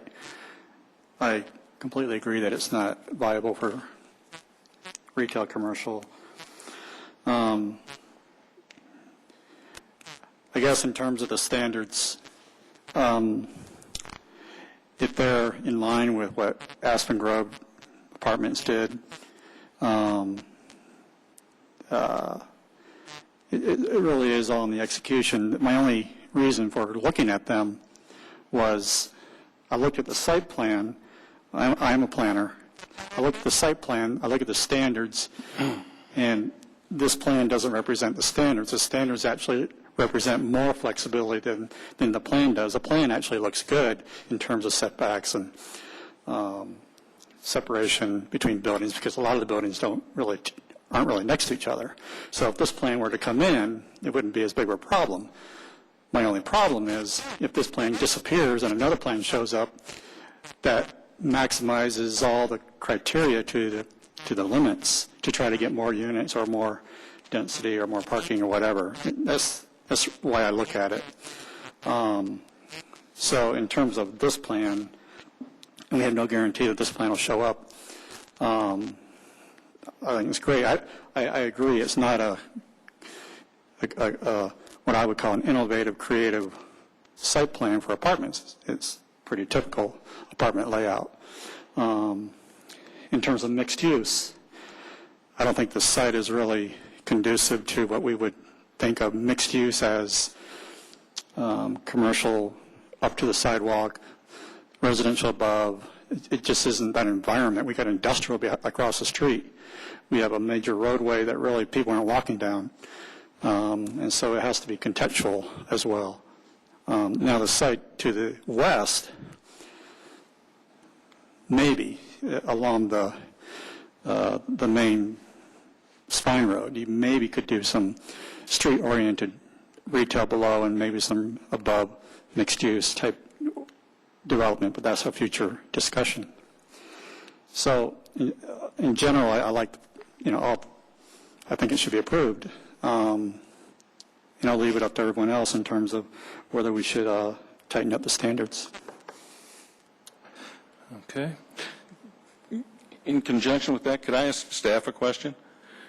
If we would choose, if we would decide that we would rather have this get a little more work, how formally would we move to amend the motion to approve? Is it remanding? Is it returning? How would we phrase that?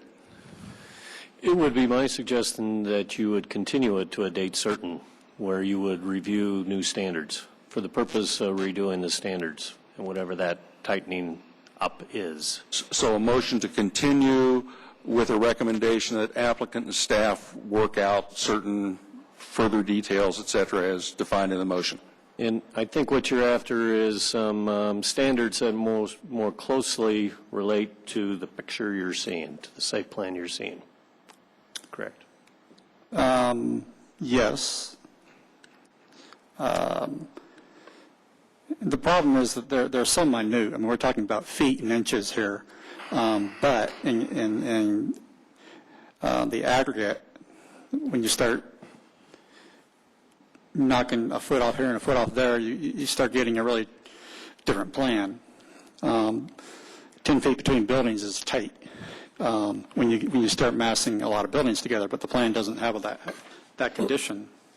And I think that the developer intends to build the project you see. We're just trying, I mean, with the grades the way they are, things happen and things shift a bit. And so we're just really trying to build some flexibility in it. But if, again, perhaps it's too much. It's looking for the magic area between flexibility and minimum standards. I know what you're proving, right? Another alternative would be to approve it with a condition that those details be worked out, correct? Yes. Does that have any binding effect? I wouldn't recommend that we do it that way. I think if you want to change setbacks or specifics like that, either you do it now or you send it back to the applicant and staff to bring it back to you with whatever those concerns are. Okay. Well, my summary of what I've heard is, first of all, thank you for bringing in a real solid plan, a great presentation. I support the idea of this being the best use for the site and the way it's proposed. I think it generally does meet the intent of the comprehensive plan that's in place and the neighborhood plan for that area. and I can support it as submitted.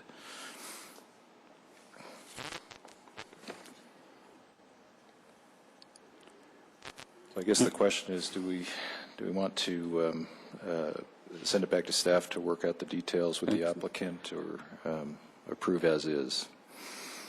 Well, then I'm going to offer a motion.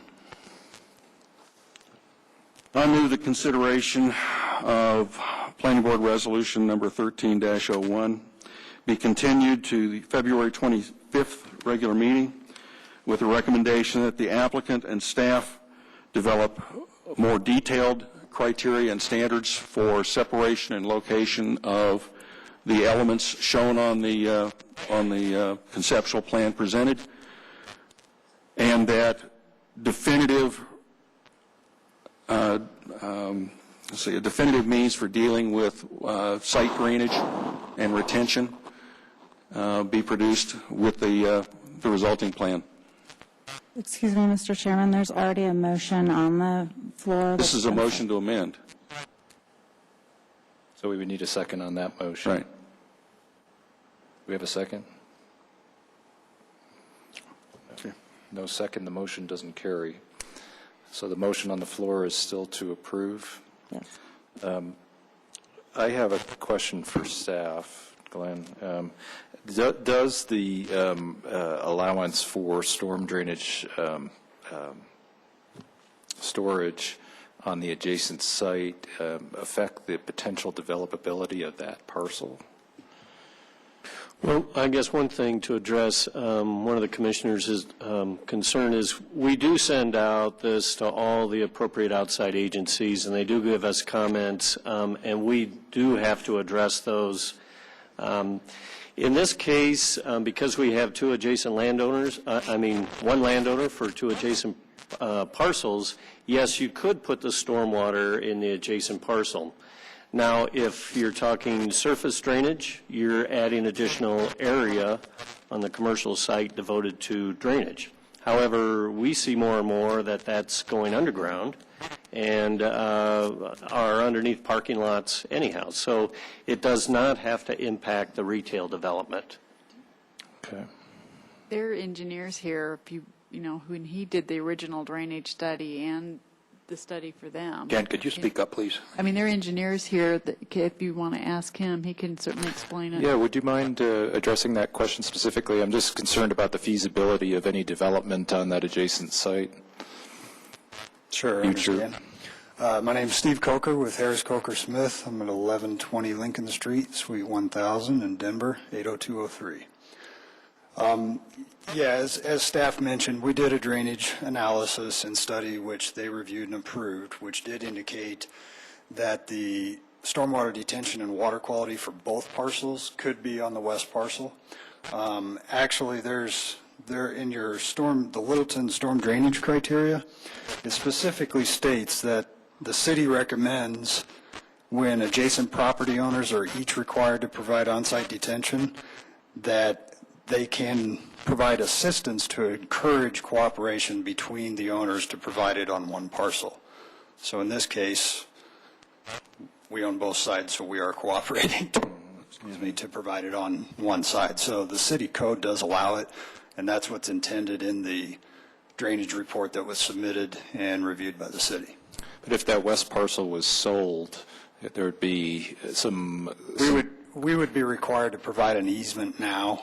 I see. To protect that. So if we were to build a pond or underground detention or whatever is to go on that west side, we'd have to provide a legal easement now. So that would protect that in the event that it was sold. Yes. Okay. Okay, thank you. Any other questions, comments? I'll just clarify. The only standard that now I think about is the 10-foot between buildings. All the other ones I'm not really worried about. So I'm not going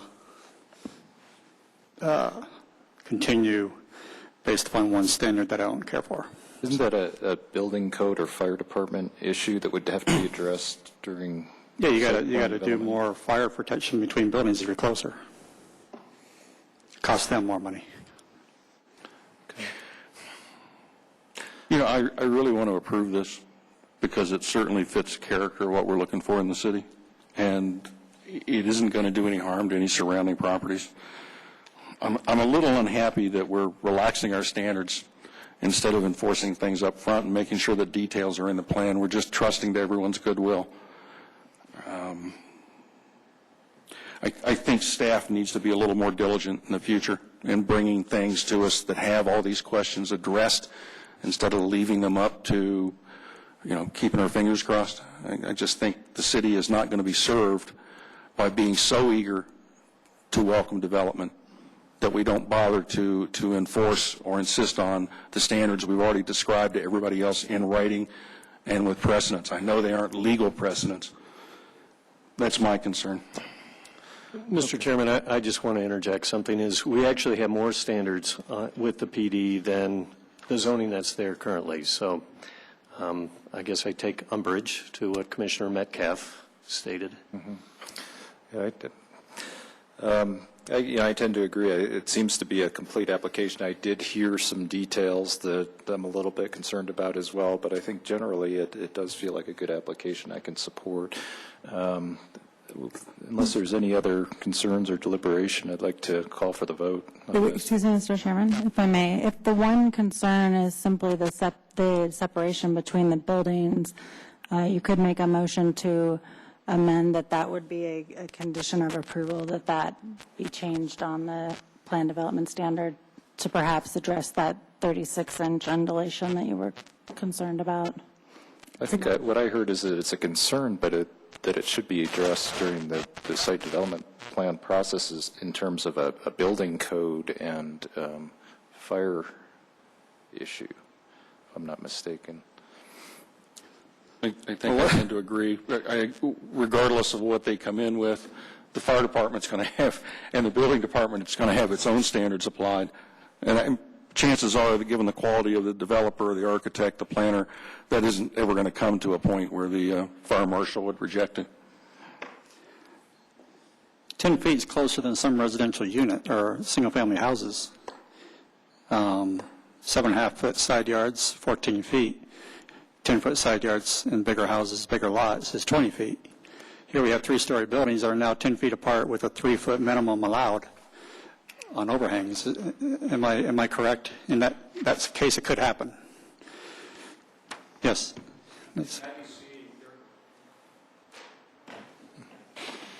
Hi, Tim Ram with LC East, the applicant. I understand in the IBC that there are separations between buildings that are required in order to have openings within those elevations, and so we would absolutely want to have the apartment units with all of the potential light and windows in those. So I don't think that you would find that there would be 2 3-story buildings 10 feet apart. That just, for our purposes, would not happen. So the language may allow for that, but that's not the way that would ever get built for that reason. Yeah, and that other codes cause you to do different things or force you to do other different things. So I agree. We're looking at a conceptual plan that's drawn at 1 to 50 scale, where a pencil line is a foot thick. So let's 2 feet? 2 feet? Okay. Let's not get carried away. I think as the scale increases and they finite design the buildings, these little problems will solve themselves. Okay. Call the question. All in favor? Okay. Passes unanimously. Thank you very much for your presentation.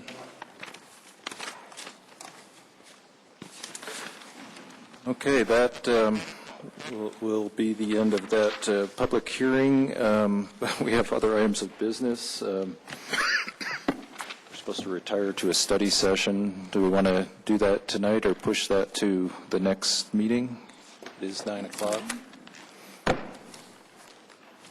think my goal with the study session, Mr. Chairman, is if we can get something that you're comfortable with, we would like to present that or send that on to council, because you have a joint study session on February 26th. As you know, your next meeting is February 25th. We do have another project coming before you on February 25th, so it's going to be another long night, perhaps. Okay. I know several of you have been working on your own, and I appreciate that. But I guess that's our ultimate goal. Is everybody up for staying for, what, another hour, half hour? How long do you think we need? That depends on you. I could ask you that question. We do have reports also before we break. Okay. I suggest we stay. I don't mind. I can't stay. Okay. Can you stay for a little bit, or? Could we take 5 minutes at least to see what staff's reports or the main points are that we have to think about between now and the 25th? Sure. And Dennis, how long, do you have a presentation put together, or? No, I just wanted to have discussion tonight and kind of do a brief presentation in terms of what the changes were, what the responses were, and what you had in your packet, and how that differs from the last one.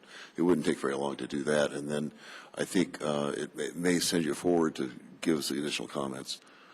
So could we just extend it to 9:15 anyway? Can we stay around for that? Think that'll be enough, Glenn? 9:15? We will. No, that's not 5 minutes. We'll fit that in, you bet. Any questions? So, I mean, we got 3 people saying they really need to go now, so 9:15's progress. Right. Well, and we can do this another way, perhaps. If you do have issues, send them to us, and we'll try and get you as clean a draft as we possibly can prior to the 25th. Well, I know you had circulated the draft, and personal opinion, I think it's coming along well. I think it does, for the most part, reflect what we've talked about. I sent over some comments this afternoon, so I don't expect you to have had a chance to digest those yet. And I believe, Karina, you did as well, and Andrew, I think, was reviewing as well, and perhaps others. Yeah. Good comments. I guess the big question, Mark and Alicia had done a great job of going through and kind of getting rid of some of my bureaucraties and putting it in with the a little ghost more editor, my wife. comfortable English. Yes. So want to get your read on that, too, in terms of just the style. It seems much more comfortable, and we can go either way. We can go either with kind of the way it's going here, or we can go back to something a little more formalized. Was that revision to reflect the style, was that in the track changes in the document? Yes, sure is. Okay. My wife edited the first page and about a third of the second page, ran out of time. She's finished editing it, and I added some more items, but I was wondering if anybody would mind if I just do a one-on-one with Dennis and Please. Great. Good. Okay. So is that what we saw was the January 29th version edited? Yes, certainly was. As Mark said, he and his wife got through about the first page and a half, and I just kind of continued the style from there. So, Do we have any idea how long the application hearing is likely to take on the 25th? Or, if you could give us some idea, maybe we could commit to staying as long as it takes to do prep for the meeting with City Council, that sort of thing? Right now, we're expecting it to be the Breckenridge Brewery case. It's kind of complicated. We do have some surrounding neighbors. A six-pack apiece would make it less complicated. I didn't say that. So I'm guessing it could be the same amount of time. So we have some options. We can schedule another study session separate from that, or we could do this somehow outside of our normal meetings. But to be fair to all the board members, it seems like we should all be able to converse here, or at least strategize for the... What's going to be the objective of the Tuesday meeting, and what happens next? Is that like kind of a final, or it's an initial discussion, conversation?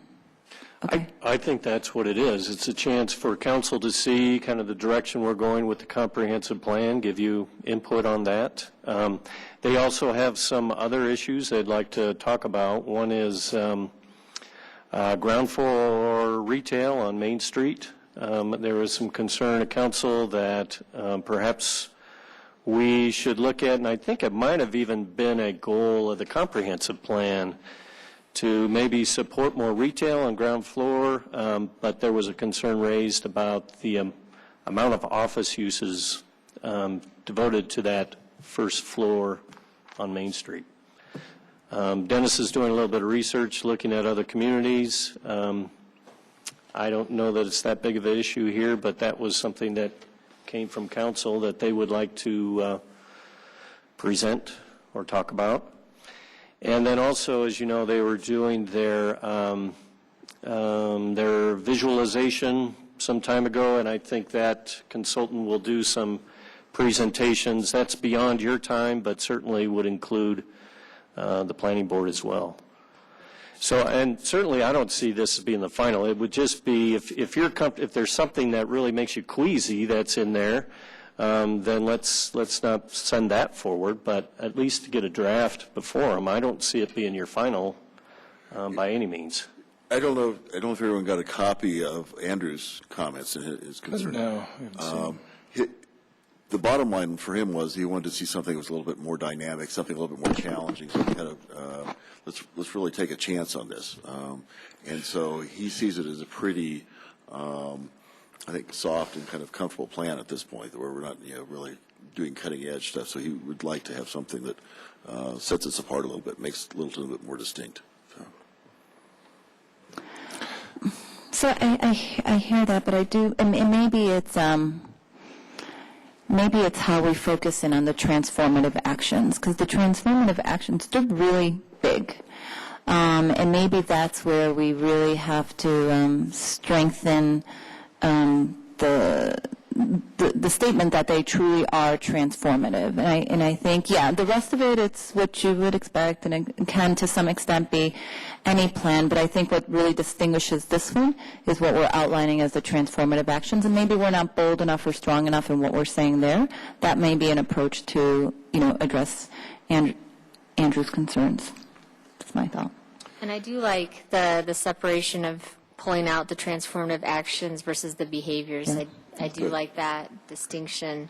And it looks like this is getting more of a structure to it that's moving towards the comp plan structure of organizing the information. So to me, that's encouraging to see in preparation for City Council.